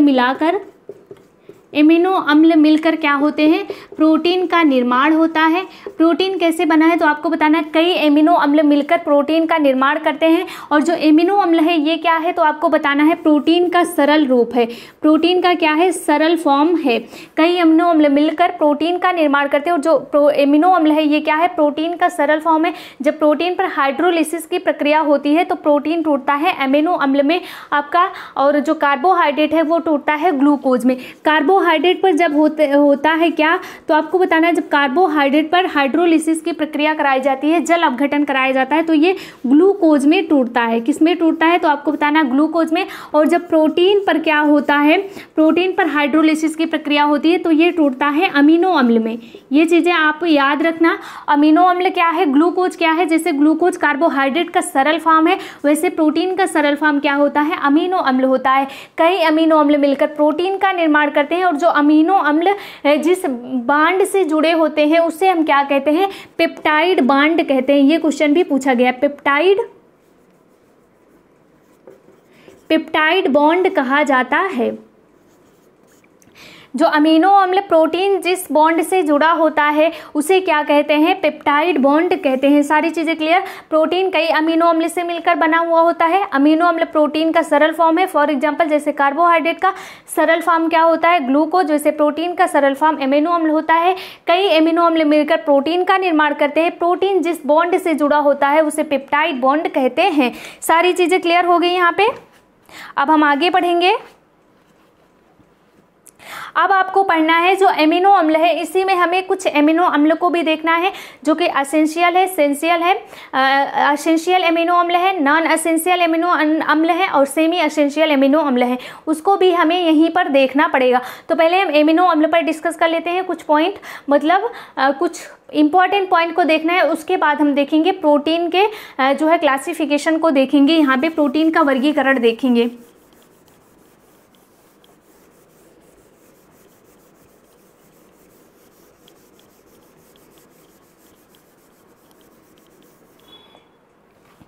अमीनो अम्ल जो है,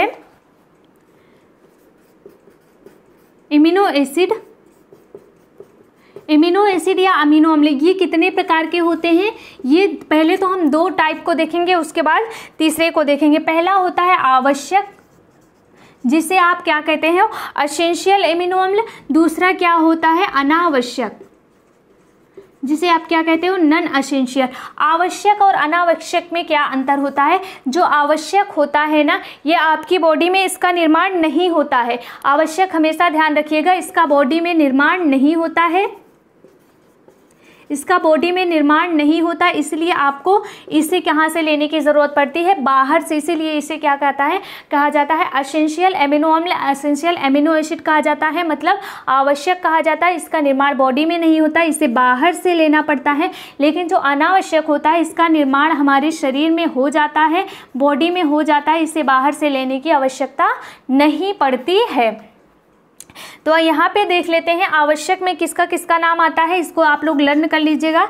हिस्टीडीन का नाम आता है, दूसरा है आपका आइसोल्यूसिन, अगला पॉइंट है ल्यूसिन, अगला पॉइंट है फिनाइल लेलिन,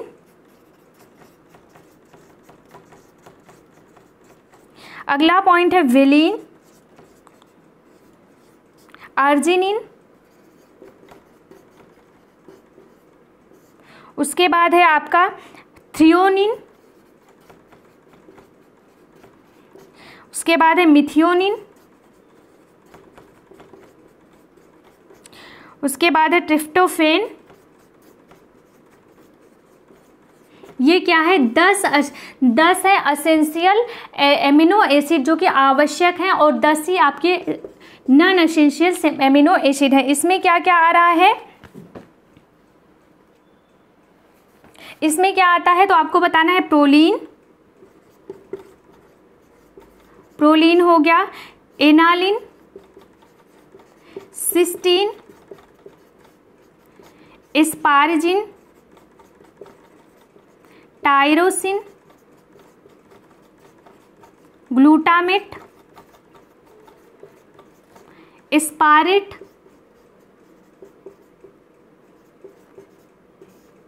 अगला है ग्लूटामाइन,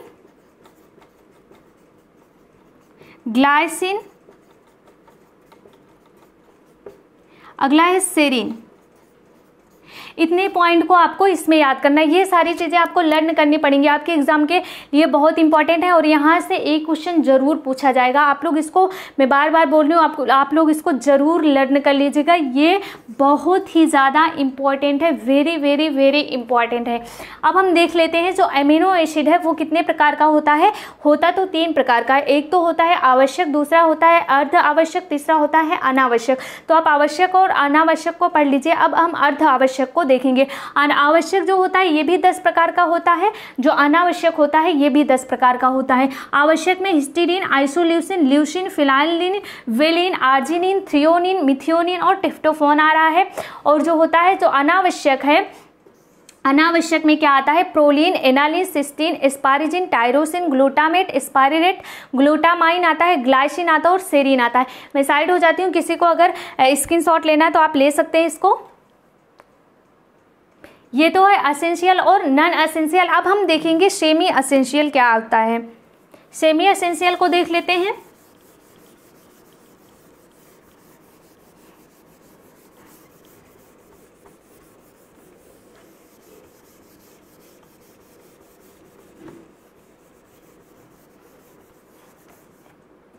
इसमें क्या होता है, अर्ध आवश्यक में क्या आता है, अर्ध आवश्यक में क्या क्या आता है जिसे आप सेमी एसेंशियल कहते हो। इसमें आता है हिस्टीडीन और इसमें आता है आर्जिनिन। जो हिस्टीडीन होता है ये नवजात शिशु के लिए होता है, नवजात अवस्था में सहायक होता है। एक टाइम के बाद ये खत्म हो जाता है। और दूसरा जो होता है ये किशोरों के लिए होता है। आपसे पूछा जाए कि कौन सा एमिनो एसिड है जो कि नवजात अवस्था में आवश्यक होता है या नवजात शिशु के लिए आवश्यक होता है, तब आपको बताना है हिस्टीडीन। और जो आर्जिनिन है ये क्या होता है, ये किशोरों के लिए आवश्यक होता है, किशोरावस्था के लिए आवश्यक होता है। क्लियर हो गया। जो एमिनो एसिड है ये भी आपका क्लियर हो गया। अब हम बढ़ते हैं प्रोटीन का वर्गीकरण देखेंगे। प्रोटीन का वर्गीकरण देखना आपको। ये होता है गुण के आधार पर, गुण के आधार पर। उसके बाद हम देखेंगे स्रोत के आधार पर, और लास्ट का जो है देखेंगे संरचना के आधार पर। आपको बताना है गुण में क्या क्या आता है। 3 प्रकार के आते हैं, पूर्ण प्रोटीन, अगला है आंशिक प्रोटीन, और जो इसमें लास्ट का आता है वो क्या है, अपूर्ण प्रोटीन। और जो स्रोत में पढ़ना है आपको वनस्पति जगत से प्राप्त होने वाले वानस्पतिक और प्राणिज। और लास्ट का जो है आपका इसमें सरल यौगिक, सरल देखेंगे, यौगिक देखेंगे, जिसे और अगला लास्ट का क्या है, व्युत्पन्न प्रोटीन। इतनी चीज़ों को यहाँ पे डिस्कस करना है आपको। पहला है, अगर आप प्रोटीन का क्लासिफिकेशन देख रहे हो तो ये 3 प्रकार का होता है। 3 प्रकार का किया जाता है, गुण के आधार पर, स्रोत के आधार पर और संरचना के आधार पर। पहले हम स्रोत के आधार पर देख लेते हैं। डिटेल में हमें इसी को पढ़ना है क्योंकि यहाँ से ज़्यादा क्वेश्चन पूछे जाते हैं। तो ये तो सबको पता होगा, स्रोत के आधार पर वनस्पति जगत से प्राप्त होने वाले और प्राणिज जगत से प्राप्त होने वाले। आपको पता होगा कि अगर आप वनस्पति जगत से कोई लेते हो, प्रोटीन लेते हो, अगर आप वनस्पति जगत से लेते हो, मान लो आप 100% कोई प्रोटीन ले रहे हो आप वनस्पति जगत का, तो इसमें से कितना परसेंट आपकी बॉडी में जाता है, 65% ही आपकी बॉडी में जाता है। ये पॉइंट आपको ध्यान रखना है। और अगर आप प्राणिज जगत का प्रोटीन ले रहे हो, अगर आप प्राणिज जगत में 100% प्रोटीन ले रहे हो, तो ये आपकी बॉडी में 100% जाता है। ये पॉइंट याद रखना आपको। जो वनस्पति जगत का प्रोटीन है इसे सेकेंड श्रेणी का प्रोटीन कहते हैं, और जो है प्राणिज जगत का प्रोटीन है इसे फर्स्ट श्रेणी का, फर्स्ट क्लास का प्रोटीन कहते हैं। ये बस इतना पॉइंट आपको यहाँ पे लर्न करना है। जो स्रोत के आधार पर जो प्रोटीन है इसको 2 पार्ट में बांटा गया है, वनस्पति जगत से प्राप्त होने वाले प्रोटीन और प्राणिज जगत से। वनस्पति जगत से जैसे आपका दाल हो गया, मूंगफली हो गई, सोयाबीन हो गया, ये सारी चीज़ें क्या है, प्राप्त करने के स्रोत हैं प्रोटीन वनस्पति जगत के। बट जो प्राणिज जगत के, अंडा हो गया, मांस, मछली, दूध वगैरह, ये जो सारी चीज़ें हैं ये आपकी प्राणिज जगत से प्राप्त होने वाली हैं। अगर आपसे क्वेश्चन पूछा जाए कि आप वनस्पति जगत का 100% प्रोटीन ले रहे हो तो उसमें से कितना आपकी बॉडी में जाता है, वो अवशोषित होता है, तो आपको बताना है 65% अवशोषित होता है, बाकी वो स्टूल के थ्रू शरीर से बाहर निकल आता है। और अगर आपसे पूछा जाए कि जो प्राणिज जगत का प्रोटीन है इसमें अगर आप 100% प्रोटीन ले रहे हो तो वो कितने परसेंट आपकी बॉडी में जाता है, तो आपको बताना है 100 से 100% ही हमारी बॉडी में चला जाता है। इसीलिए इसे फर्स्ट क्लास का प्रोटीन भी कहते हैं और वनस्पति जगत को हम सेकेंड क्लास का प्रोटीन कहते हैं। सारी चीज़ें क्लियर, बस आपको इतना ही यहाँ पे देखना था। अब हम बात करते हैं पूर्ण और अपूर्ण के बारे में। अब हम देखेंगे जो पूर्ण प्रोटीन है, जो आंशिक प्रोटीन है और जो अपूर्ण प्रोटीन है, ये क्या होता है। पूर्ण प्रोटीन क्या होता है, सभी अमीनो एसिड पाए जाते हैं, जैसे दूध, अंडा, सोयाबीन, इसमें क्या होता है, जैसे दूध, इसमें सभी मतलब पूर्ण प्रोटीन पाए जाते हैं, सभी एमिनो एसिड पाए जाते हैं। अगर आपसे पूर्ण प्रोटीन पूछा जाए तो आपको बताना है सभी एमिनो एसिड पाए जाते हैं, इसमें सभी एमिनो एसिड पाए जाते हैं, इसीलिए इसको हम क्या कहते हैं, पूर्ण प्रोटीन कहते हैं। जैसे दूध, दही, अंडा, मांस, मछली हो गया, दालें होगी, सोयाबीन हो गया, ये सारी चीज़ें जो होती हैं ये क्या होती हैं, पूर्ण प्रोटीन कहलाती हैं, जिसमें सभी प्रकार के एमिनो अम्ल पाए जाते हैं। जो आंशिक प्रोटीन है ये क्या हो गया, इसमें मैं लिख देती हूँ एग्जाम्पल, जैसे दूध हो गया, अंडा, राजमा, सोयाबीन, ये सारी चीज़ें आपको ध्यान रखना है किसमें, पूर्ण प्रोटीन में। आंशिक प्रोटीन क्या होता है, आंशिक प्रोटीन में कुछ एमिनो एसिड पाए जाते हैं और कुछ एमिनो एसिड नहीं पाए जाते हैं। आपको बताना है इसमें कुछ एमिनो पाए जाते हैं और कुछ एमिनो एसिड नहीं पाए जाते हैं। जैसे इसमें क्या हो गया, अनाज हो गया, अनाज हो गया और दाल, ये 2 पॉइंट आपको किस में याद रखना है, आंशिक में। आपको पूर्ण में याद रखना है ऐसा प्रोटीन जिसमें सभी प्रकार के एमिनो एसिड पाए जाएं, जैसे दूध, अंडा, राजमा, सोयाबीन हो गया। अगर आपसे आंशिक प्रोटीन पूछा जाए तो आपको बताना है कि कुछ एमिनो एसिड इसमें पाए जाते हैं और कुछ नहीं पाए जाते हैं, जैसे अनाज हो गया और दाल।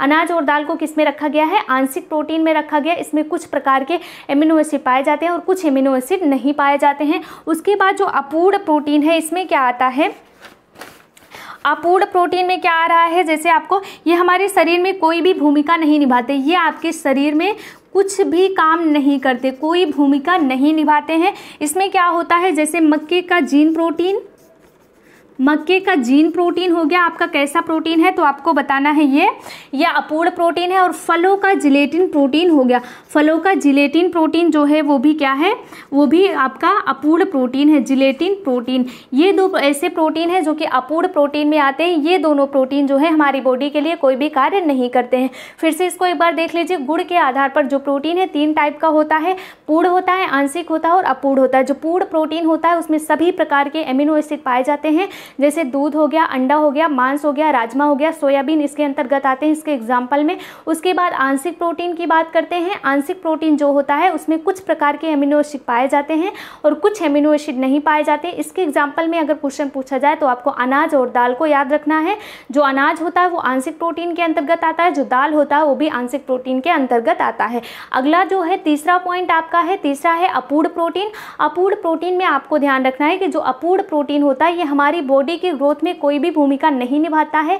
इसमें कोई भी अमीनो एसिड नहीं पाए जाते हैं। फॉर एग्जांपल जैसे हो गया आपका जो मक्का आप खाते हो ना, भुट्टा, उसका जो होता है जीन प्रोटीन जो होता है, मक्के का जीन प्रोटीन हो गया, ये आपके अपूर्ण प्रोटीन में आता है। उसके बाद आपके फल जो होते हैं, फलों का जिलेटिन प्रोटीन जो होता है वो भी अपूर्ण के अंतर्गत आता है।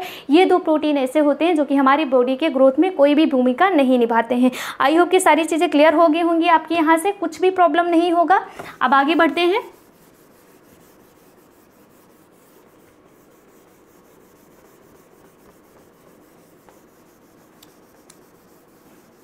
अब हमें जो देखना है डिटेल में वो क्या है, संरचना के आधार पर सरल, यौगिक और व्युत्पन्न को देखना है। सरल को हम यहीं पर देख लेते हैं और यौगिक को भी यहीं पर देख लेंगे, क्योंकि मैं बहुत ज़्यादा डिटेल में बताने वाली नहीं हूँ आप लोगों को। सारी चीज़ें बस आपकी क्लियर हो जाएं, जो कॉन्सेप्ट है वो आपका क्लियर हो जाए, कहीं आपको डाउट ना रह जाए। और जो चीज़ छूट रही है वो छूटेंगी। जो नए स्टूडेंट हैं, जो जिनको पूरा नॉलेज नहीं है, वो उनको जब नया क्लास में स्टार्ट करूंगी तो उसमें मेरे साथ जुड़े रहेंगे तो सारी चीज़ें क्लियर हो जाएंगी आपकी यहाँ पे। तो सरल जो प्रोटीन है इसमें क्या होता है, जल अपघटन के बाद अमीनो एसिड मिलते हैं, जैसे ग्लोबिन। इसके अंतर्गत क्या आता है, जैसे ग्लोबिन होता है।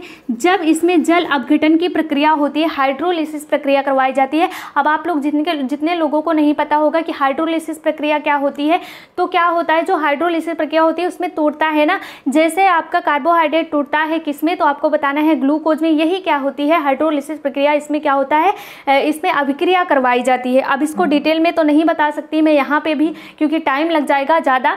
तो आपको मेन पॉइंट को देखना है। अगर आपसे पूछा जाए कि सरल प्रोटीन क्या होता है तो आपको बताना है जैसे ग्लोबिन प्रोटीन।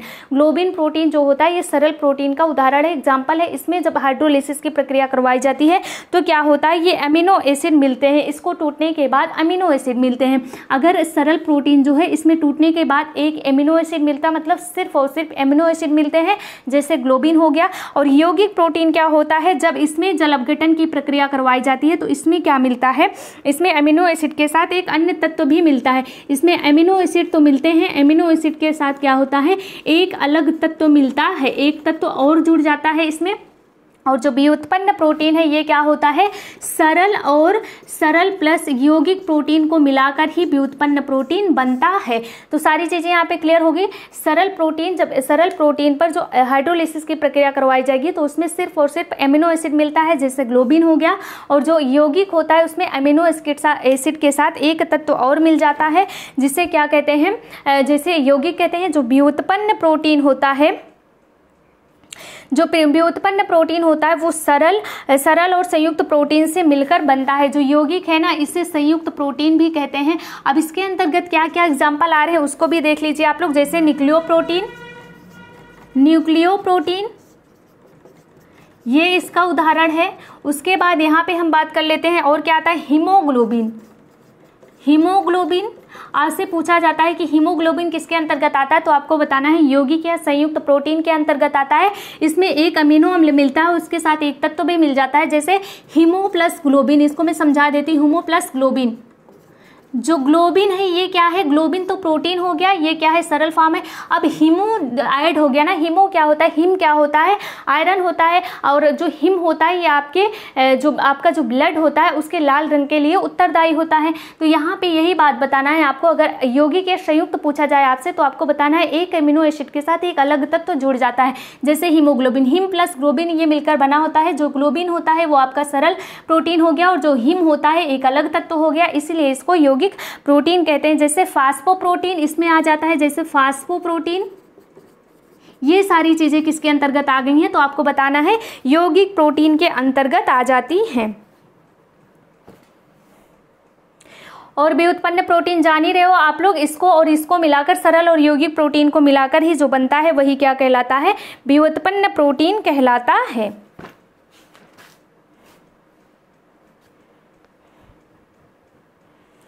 अब हम यहाँ पे थोड़ा सा कुछ पॉइंट देख लेते हैं।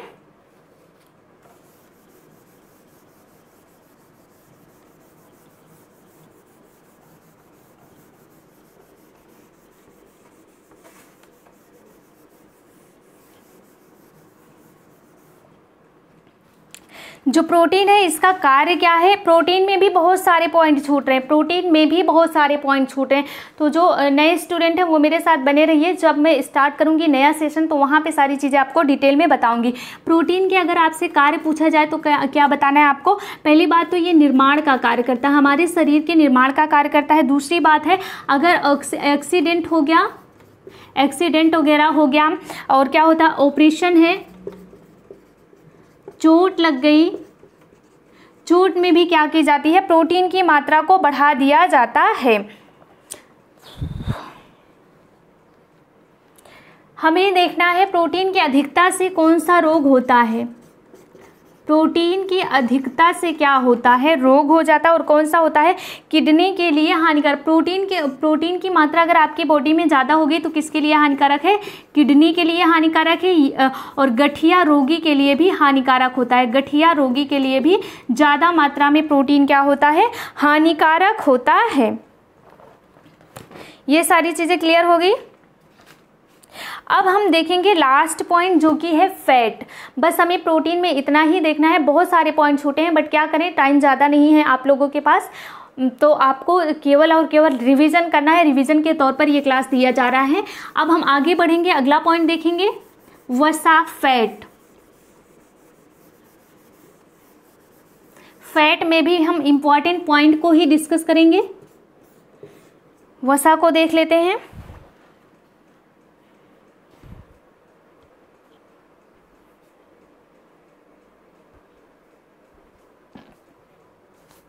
अब हम फैट को देख लेते हैं, वसा क्या होती है, इसमें किन किन पॉइंट को देखना है।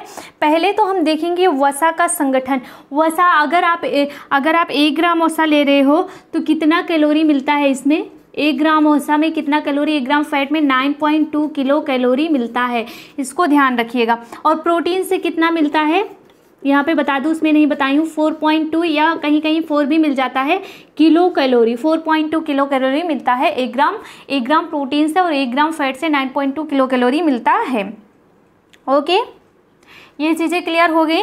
अब हम देखेंगे संगठन, वसा का संगठन देखना है। इसमें भी मेन पॉइंट को ही हम देखेंगे, मेन इंपॉर्टेंट पॉइंट जो है उसको डिस्कस करते चलेंगे, और जो डिटेल चीज़ें हैं उसको हम यहाँ पे नहीं देखेंगे। तो बात करते हैं यहाँ पे संगठन पूछा जाए, C+ carbohydrate plus hydrogen plus oxygen, मतलब ऑक्सीजन का जो इसमें अनुपात होता है, carbon plus hydrogen plus oxygen होता है ना, कार्बन हाइड्रोजन और ऑक्सीजन से मिलकर बना होता है। इसमें जो होता है ऑक्सीजन का अनुपात कम होता है, ऑक्सीजन का अनुपात कम होता है, इसीलिए इसका पाचन देर से होता है। इसमें हम देखेंगे अगर आप फैट पे जो है जल अपघटन की प्रक्रिया करवा रहे हो, जल अपघटन करवा रहे हो मतलब, तो ये किसमें टूटता है आपको बताना है। एक सरल ग्लिसरॉल में, सरल ग्लिसरॉल के साथ क्या बनता है तो आपको बताना है वसीय अम्ल। सरल ग्लिसरॉल के साथ वसीय अम्ल बनता है, और जो वसीय अम्ल बनता है ये क्वेश्चन आपसे पूछा गया है। ये क्वेश्चन आपसे पूछा गया है, जो ग्लिसरॉल है टूटने पर, जल अपघटन की प्रक्रिया होने पर 1 अणु ग्लिसरॉल का बनता है और 3 अणु किसके बनते हैं, वसीय अम्ल के। और ये क्वेश्चन पूछा गया है जो 3 अणु वसीय अम्ल के बनते हैं ये कौन कौन से हैं, तो आपको बताना है पोमिटिक एसिड है, ये पोमिटिक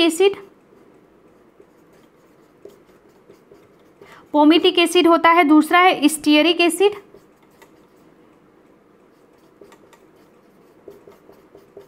स्टीयरिक एसिड होता है, और दूसरा है ओलिक एसिड। इंपॉर्टेंट पॉइंट को हम देख रहे हैं सिर्फ। इंपॉर्टेंट पॉइंट को हम देखते चलेंगे। जो संगठन है, आपसे अगर फैट का संगठन पूछा जाए तो कार्बन, हाइड्रोजन प्लस ऑक्सीजन होता है। अगर फैट पे आप हाइड्रोलिसिस की प्रक्रिया, जल अपघटन की प्रक्रिया होती है तो वो किस में टूटता है, आपको बताना है। एक सरल ग्लिसरॉल में और 3 वशीय अम्ल बनते हैं इसके, और जो 3 वशीय अम्ल में टूटता है पोमेटिक एसिड है, स्टेटिक एसिड है और लोलिक एसिड होता है, ओलिक एसिड होता है, ओलिक एसिड होता है। ये क्या है, ओलिक एसिड होता है। ये 3 एसिड वशीय अम्ल टूटता है फैट का। आगे हम बढ़ते हैं, ये पॉइंट आप लोग याद रख लीजिएगा। इसको यहाँ से क्वेश्चन पूछा है कि कौन से 3 वशीय अम्ल हैं जो वसा के जल अपघटन के बाद बनते हैं, तो आपको बताना है पोमेटिक एसिड है, स्टेरिक एसिड है और ओलिक एसिड होता है। अगला पॉइंट हम देखेंगे,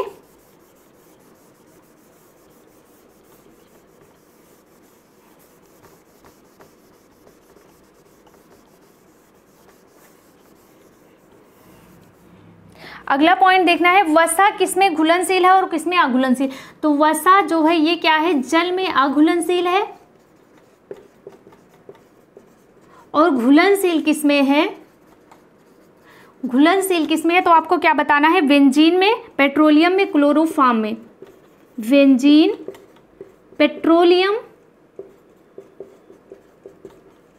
और किसमें, क्लोरोफॉर्म, इसमें क्या है, ये घुलनशील है। यहाँ से क्वेश्चन पूछा जा सकता है आपसे। यहाँ से पूछा जाता है तेल और वसा में अंतर क्या होता है, तेल और वसा में अंतर क्या होता है, तो आपको बताना है जो तेल है ना, इस पर टेम्परेचर का फर्क नहीं पड़ता है, ये हमेशा लिक्विड फॉर्म में रहता है। जैसे तेल, सरसों का तेल हो गया, मूंगफली का तेल हो गया, ये सूरजमुखी का तेल हो गया, ये जमता नहीं है, इसीलिए ये क्या होता है, इस पर टेम्परेचर का प्रभाव नहीं पड़ता। और जो वसा होता है, फैट होता है, इसमें क्या होता है, 20 डिग्री सेल्सियस तापमान होने पर क्या होता है, पर ये ठोस अवस्था में हो जाता है, इसी को आप वसा कहते हो। जैसे घी हो गया इसमें, और क्या हो गया, डालडा हो गया, ये सारी चीज़ें वसा कहलाती है। और जो तेल होता है, इस पर टेम्परेचर का प्रभाव नहीं पड़ता है, मतलब इसमें 20 डिग्री सेल्सियस पर ये जमता नहीं है, ये 20 डिग्री सेल्सियस पर ठोस हो जाता है, इसलिए इसे वसा कह देते हैं। अब हम देखेंगे वसा का वर्गीकरण, फैट का वर्गीकरण हमें देखना है।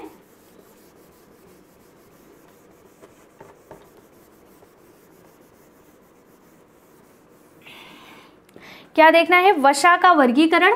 वसा का वर्गीकरण 2 टाइप से होता है। पहला तो है आपका प्राप्ति के आधार पर, प्राप्ति के आधार पर होता है, और दूसरा होता है रासायनिक संरचना के आधार पर। रासायनिक संरचना के आधार पर आप लोग समझ लीजिएगा, सा लिख दी हूँ, मतलब रासायनिक संरचना के आधार पर होता है। ये प्राप्ति के आधार पर, जो प्राप्ति के आधार पर होता है, इसे भी 2 पार्ट में बांटा गया। पहला होता है वनस्पति जगत, वनस्पति जगत से प्राप्त होने वाले, दूसरा है जंतु जगत से प्राप्त होने वाले, या फिर प्राणी जगत से प्राप्त होने वाले। जो वनस्पति जगत से प्राप्त होने वाले हैं, इसमें जैसे है तेल हो गया, सरसों हो गया, सूरजमुखी, ये सारी चीज़ें इसमें आ जाती हैं। और इसमें क्या हो गया, घी हो गया और चर्बी हो गया, ये किस में आ जाती हैं, प्राणी से प्राप्त होने वाली। अब आपसे बात करनी है जो रासायनिक होता है, ये कितने टाइप का होता है, ये 3 प्रकार का होता है। पहले में होता है सरल ट्राइग्लिसराइड, सरल होता है, संयुग्मी होता है, और तीसरा क्या होता है, व्युत्पन्न होता है। सरल में क्या आता है, जैसे ट्राइग्लिसराइड है,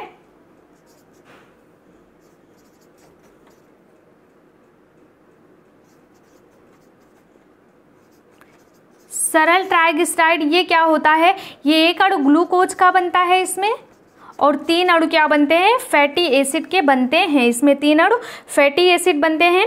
और क्या होता है, 1 अणु ग्लिसरॉल का बनता है, सॉरी इसमें क्या होता है, 1 अणु ग्लिसरॉल का बनता है, और 3 अणु फैटी एसिड बनते हैं सरल ट्राइग्लिसराइड में। संयुग्मी में क्या होता है, 1 अणु बनता है ग्लिसरॉल का, 3 अणु फैटी एसिड के साथ कार्बनिक पदार्थ भी बना होता है। इसमें क्या क्या बनते हैं, तो आपको क्या बताना है, इसमें तो 1 अणु ग्लिसरॉल का होता है, और क्या होता है, 3 अणु फैटी एसिड होते हैं, और क्या होता है, इसमें 1 अणु कार्बनिक पदार्थ भी होता है। इतने चीज़ मिलकर बनते हैं संयुग्मी में। और व्युत्पन्न में क्या होता है, सरल और संयुग्मी दोनों लिपिड को मिलाकर, सरल को मिलाकर प्लस संयुग्मी मिलाकर ये क्या बन जाते हैं, ये बन जाते हैं आपके व्युत्पन्न प्रोटीन। तो एक बार फिर से इसको देख लेते हैं। वसा का अगर आपसे क्लासिफिकेशन पूछा जाए, वसा का क्लासिफिकेशन पूछा जाए आपसे तो क्या बताना है? जो वसा के क्लासिफिकेशन में क्या देखना है, दो प्रकार का होता है, प्राप्ति के आधार पर, रासायनिक संरचना के आधार पर। प्राप्ति के आधार पर दो टाइप का होता है, वनस्पति और प्राणिज। जो वनस्पति होता है उसमें तेल और सरसों आगे हैं, जो प्राणिज होता है उसमें घी और चर्बी आगे। उसके बाद जो रासायनिक संरचना के आधार पर होता है, तीन टाइप का होता है, सरल ट्राइग्लिसराइड होता है, संयुग्मी होता है और व्युत्पन्न प्रोटीन होता है, व्युत्पन्न फैट होता है। जो सरल होता है इसमें एक अणु ग्लिसरॉल के बनते हैं, 3 अणु फैटी एसिड के। वो 3 अणु मैंने आपको बता दिया ना, आगे स्टार्ट में ही बता दिया, 3 अणु फैटी एसिड के होते हैं। और संयुग्मी में एक अणु ग्लिसरॉल का, 3 अणु फैटी एसिड का और एक कार्बनिक तत्व मिलते हैं। और व्युत्पन्न प्रोटीन जो होता है सरल और संयुग्मी को मिलाकर व्युत्पन्न प्रोटीन बनता है। अब हमें इसमें क्या देखना है, सरल अणु, ये सारी चीजें ये इंपॉर्टेंट नहीं है। जो संयुग्मी है ना, इसमें एक पॉइंट इंपॉर्टेंट है जिसे आप लिपोप्रोटीन कहते हैं। इसमें एक पॉइंट बहुत इंपॉर्टेंट है जिसे आप लिपोप्रोटीन कहते हैं। और लिपोप्रोटीन आता किसके अंतर्गत है, तो आपको बताना है संयुग्मी के अंतर्गत। एक बार मैं चेक कर लेती हूँ कि आपको ये सारी चीजें दिख रही हैं कि नहीं दिख रही हैं।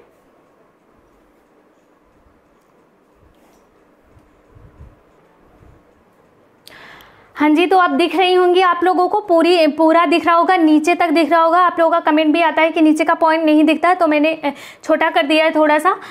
तो आप लोग देख लीजिए, इसमें जो रासायनिक संरचना के आधार पर होता है, ये भी 3 टाइप का है। सरल प्रोटीन होता है, सरल फैट है, संयुग्मी है और व्युत्पन्न है। सरल में आपको पता है इसमें क्या होता है, एक ग्लिसरॉल होता है और 3 फैटी एसिड होता है। संयुग्मी में एक ग्लिसरॉल होता है, 3 फैटी एसिड होता है और एक कार्बनिक तत्व होता है। और व्युत्पन्न जो है सरल और संयुग्मी होता है। तो मैं इसमें से कुछ भी नहीं पढ़ाने वाली हूँ आपको, सिर्फ मैं इसमें से पढ़ाऊंगी लिपोप्रोटीन, जो कि किसके अंतर्गत आ रहा है, तो आपको बताना है संयुग्मी के अंतर्गत आता है। लिपोप्रोटीन को हम देखेंगे किसके अंतर्गत आता है, संयुग्मी के अंतर्गत आता है। और लिपोप्रोटीन बहुत ही ज्यादा इंपॉर्टेंट है, यहां से क्वेश्चन बनता है। जो आपका लिपोप्रोटीन है यहां से क्वेश्चन बनता है। तो हम लिपोप्रोटीन को देखेंगे।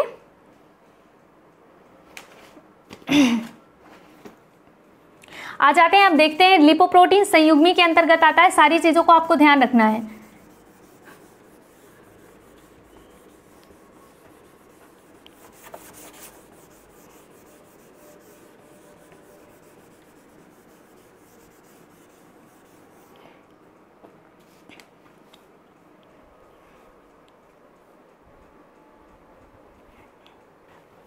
लिपोप्रोटीन जो है, लिपोप्रोटीन किसके अंतर्गत आता है, संयुग्मी के अंतर्गत आता है। मैंने बता दिया लिपोप्रोटीन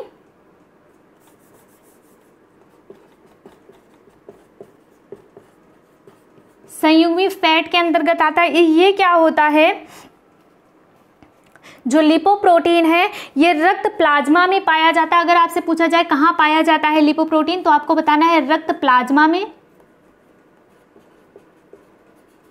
रक्त प्लाज्मा में पाया जाता है। और वसा के हस्तांतरण के लिए लिपोप्रोटीन आवश्यक होता है। वसा का ये क्या करता है, वसा का हस्तांतरण करता है। वसा को यहाँ से वहाँ ले जाने में, वसा का संवहन करता है, इधर से उधर ले जाने में ये सहायक होता है। आपसे लिपोप्रोटीन पूछा जाए, लिपोप्रोटीन कहाँ पाया जाता है, तो आपको बताना है रक्त प्लाज्मा में। और इसका कार्य क्या है, तो वसा का हस्तांतरण करने का इसका कार्य होता है। अब हम देखेंगे लिपोप्रोटीन के प्रकार। जो लिपोप्रोटीन है ये 3 प्रकार के होते हैं। ये क्वेश्चन पूछा गया है कई बार। VLDL होता है, दूसरा है आपका LDL होता है और तीसरा क्या है, HDL। पहले तो इसका फॉर्म जान लीजिए आप। ये होता है very low density lipoprotein,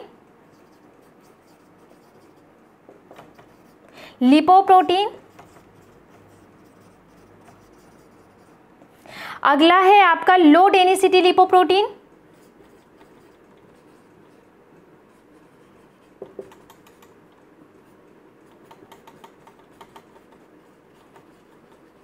low density lipoprotein. और दूसरा जो होता है ये हाई डेंसिटी लिपोप्रोटीन होता है।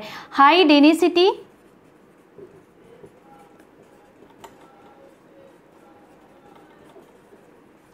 डेंसिटी लिपोप्रोटीन होता है। तो आप इसका नाम याद कर लीजिएगा, very low density lipoprotein, low density lipoprotein और हाई डेंसिटी लिपोप्रोटीन। ये क्या होता है, ये लिपोप्रोटीन का टाइप है। और यहाँ से क्वेश्चन पूछा जाता है कि कौन सा ऐसा लिपोप्रोटीन है जो आपके लिए हानिकारक होता है, तो आपको बताना है जो लो डेंसिटी लिपोप्रोटीन है ये आपके लिए हानिकारक होता है, इसे हानिकारक लिपोप्रोटीन कहते हैं। और जो हाई है ना, इसे अच्छा या गुड लिपोप्रोटीन कहते हैं। यहाँ से इस टाइप का क्वेश्चन पूछा गया है।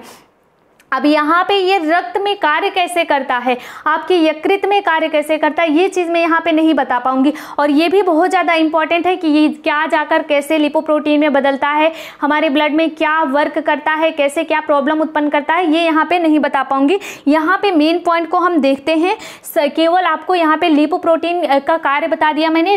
ये लिपोप्रोटीन जो है रक्त प्लाज्मा में पाया जाता है। इसका कार्य है वसा का हस्तांतरण करना। लिपोप्रोटीन 3 प्रकार का होता है, very low density lipoprotein, low density lipoprotein, high density lipoprotein. जो लो डेंसिटी लिपोप्रोटीन होता है ये आपके लिए बहुत ही हानिकारक होता है, और जो हाई डेंसिटी लिपोप्रोटीन होता है इसे गुड लिपोप्रोटीन कहते हैं। अब इसका कार्य यहाँ पे नहीं बता सकते, इसको बताने लगेंगे तो बहुत ही ज़्यादा टाइम लग जाएगा। अब यहाँ पे हम कुछ फैटी एसिड को देख लेते हैं। आपको पता है ना क्या होता है संतृप्त वसा और असंतृप्त वसा पूछा जाता है आपसे। बहुत सारे पॉइंट छूट रहे हैं इसमें भी, लेकिन क्या कर सकते हैं, टाइम बहुत कम है तो बहुत ज़्यादा जो इंपॉर्टेंट है वो सारी चीज़ें मैं आप लोगों को पढ़ा रही हूँ। यहाँ पे बहुत सारी चीज़ें यहाँ पे छूट रही हैं, बहुत सारी चीज़ें छूट रही हैं तो उसको छोड़ना ही पड़ेगा। यहाँ पे हम बात करते हैं फैटी एसिड। फैटी एसिड जो होता है ये 2 प्रकार का होता है। क्या होता है, पहला तो होता है संतृप्त, दूसरा क्या होता है असंतृप्त। संतृप्त और असंतृप्त क्या होता है, जो संतृप्त वसा होता है, जो जमने का गुण होता है, ये हमारे लिए अच्छा नहीं होता। संतृप्त वसा क्या होता है, ये जमता है, और ये क्या होता है आपके लिए, ये जमता है, ये हमारे लिए क्या होता है, ये अच्छा नहीं होता है, ये हमारे लिए अच्छा नहीं होता है। और जो असंतृप्त वसा है ये क्या है, ये जमता नहीं है और ये हमारे लिए क्या होता है, अच्छा होता है। इसीलिए तो बताते हैं ना, आजकल देखिए टीवी में कितना एडवर्टाइज देते हैं, ये असंतृप्त वसा, सफोला ऑयल देते हैं, ढेर सारे ऑयल के नाम बताते हैं। तो इसीलिए बताते हैं जो असंतृप्त वसा होता है ये हमारे लिए सही होता है। जो अनसैचुरेटेड फैटी एसिड है ये भी कितने प्रकार का होता है, 2 प्रकार का। ये भी आपके एग्जाम के पॉइंट ऑफ व्यू से बहुत ही इंपॉर्टेंट है, इसलिए मैं इसको भी बता रही हूँ। तो जो फैटी एसिड पूछा जाए 2 टाइप का होता है, संतृप्त होता है जिसे आप क्या कहते हो, सैचुरेटेड फैटी एसिड, और असंतृप्त जिसे अनसैचुरेटेड फैटी एसिड कहते हो। जो संतृप्त वसा होता है, जो सैचुरेटेड होता है, ये जमता है, ये आपके लिए अच्छा नहीं होता। बट जो असंतृप्त वसा होता है, अनसैचुरेटेड फैटी एसिड होता है, ये जमता नहीं, ये आपके लिए अच्छा होता है। तो यहाँ पे हम बात करेंगे जो है असंतृप्त वसा के प्रकार को देखना है हमें। असंतृप्त वसा जो होता है ये कितने प्रकार का होता है, तो आपको बताना है ये 2 प्रकार का होता है, मुफा और पुफा। किसी ने मेरे से पूछा, बोला भी था कि मैम इसको पढ़ा दीजिए। मुफा होता है और ये क्या होता है, पुफा, जिसे आप कहते हो। मुफा को क्या कहते हैं, मोनो अनसैचुरेटेड फैटी एसिड कहते हैं। आप लोग लिख लीजिए, लिख दूं क्या, मोनो अनसैचुरेटेड फैटी एसिड। और जो होता है पुफा होता है, इसे क्या कहते हैं, पॉली अनसैचुरेटेड फैटी एसिड। बस यहाँ पे आप पॉली लिख लीजिए, उसके बाद वही सारी चीज़ यहाँ पे लिखना है। मुफा में क्या होता है, mono unsaturated fatty acid. Poly क्या होता है, पुफा क्या होता है, पॉली अनसैचुरेटेड फैटी एसिड होता है। अब यहाँ पे देखना है मुफा में क्या आ रहा है और पुफा में क्या आ रहा है, बस इतनी चीज़ें आपको देखनी है। जो इसमें आता है पोमिटोलिक एसिड, पोमिटोलिक एसिड, उसके बाद आता है ओलिक एसिड,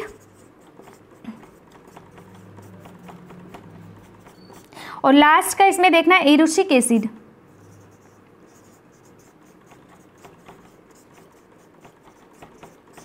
और जो आपका पुफा में आ रहा है ना, ये जो पुफा होता है ये भी 2 टाइप का होता है। इसमें क्या होता है, ओमेगा 6, इसका नाम सुना होगा आप लोगों ने, और ओमेगा 3। यहां से भी क्वेश्चन पूछा गया है।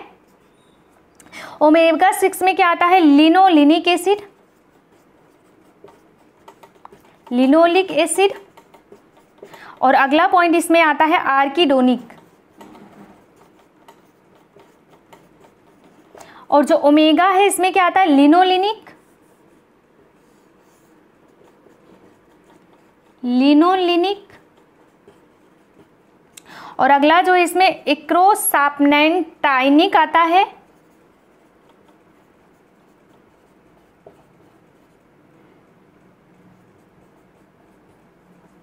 और अगला जो लास्ट का आता है इसमें डोकोसवी आता है,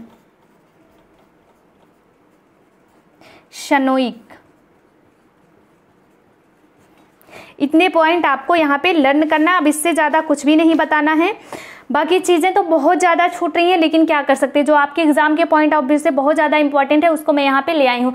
जो वसा है, जो फैट है, जो फैटी एसिड है, दो टाइप का होता है, मुफा होता है और पुफा होता है। मुफा को आप मोनो अनसैचुरेटेड फैटी एसिड और पुफा को आप पॉली अनसैचुरेटेड फैटी एसिड कहते हैं। मुफा में 3 पॉइंट को देखना है, पोमिटोलिक एसिड, ओलिक एसिड और इरुशिक एसिड को देखना है।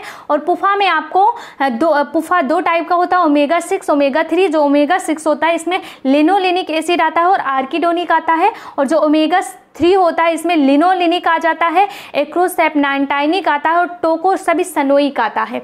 ये सारे नाम आप लोगों को याद कर लीजिएगा। अब यहाँ पे अगर पढ़ा जाए तो बहुत सारी चीज़ें छूट रही, पोमिटोलिक एसिड कहाँ मिलता है, ओलिक एसिड कहाँ मिलता है, बट यहाँ पे नहीं पढ़ सकते हैं क्योंकि सेशन बहुत ज़्यादा लंबा हो जाएगा और आप लोगों को पढ़ने में भी प्रॉब्लम हो जाएगी।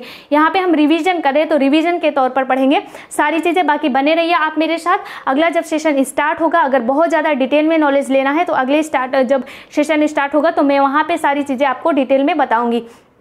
सो थैंक यू, मिलते हैं अगले क्लास में।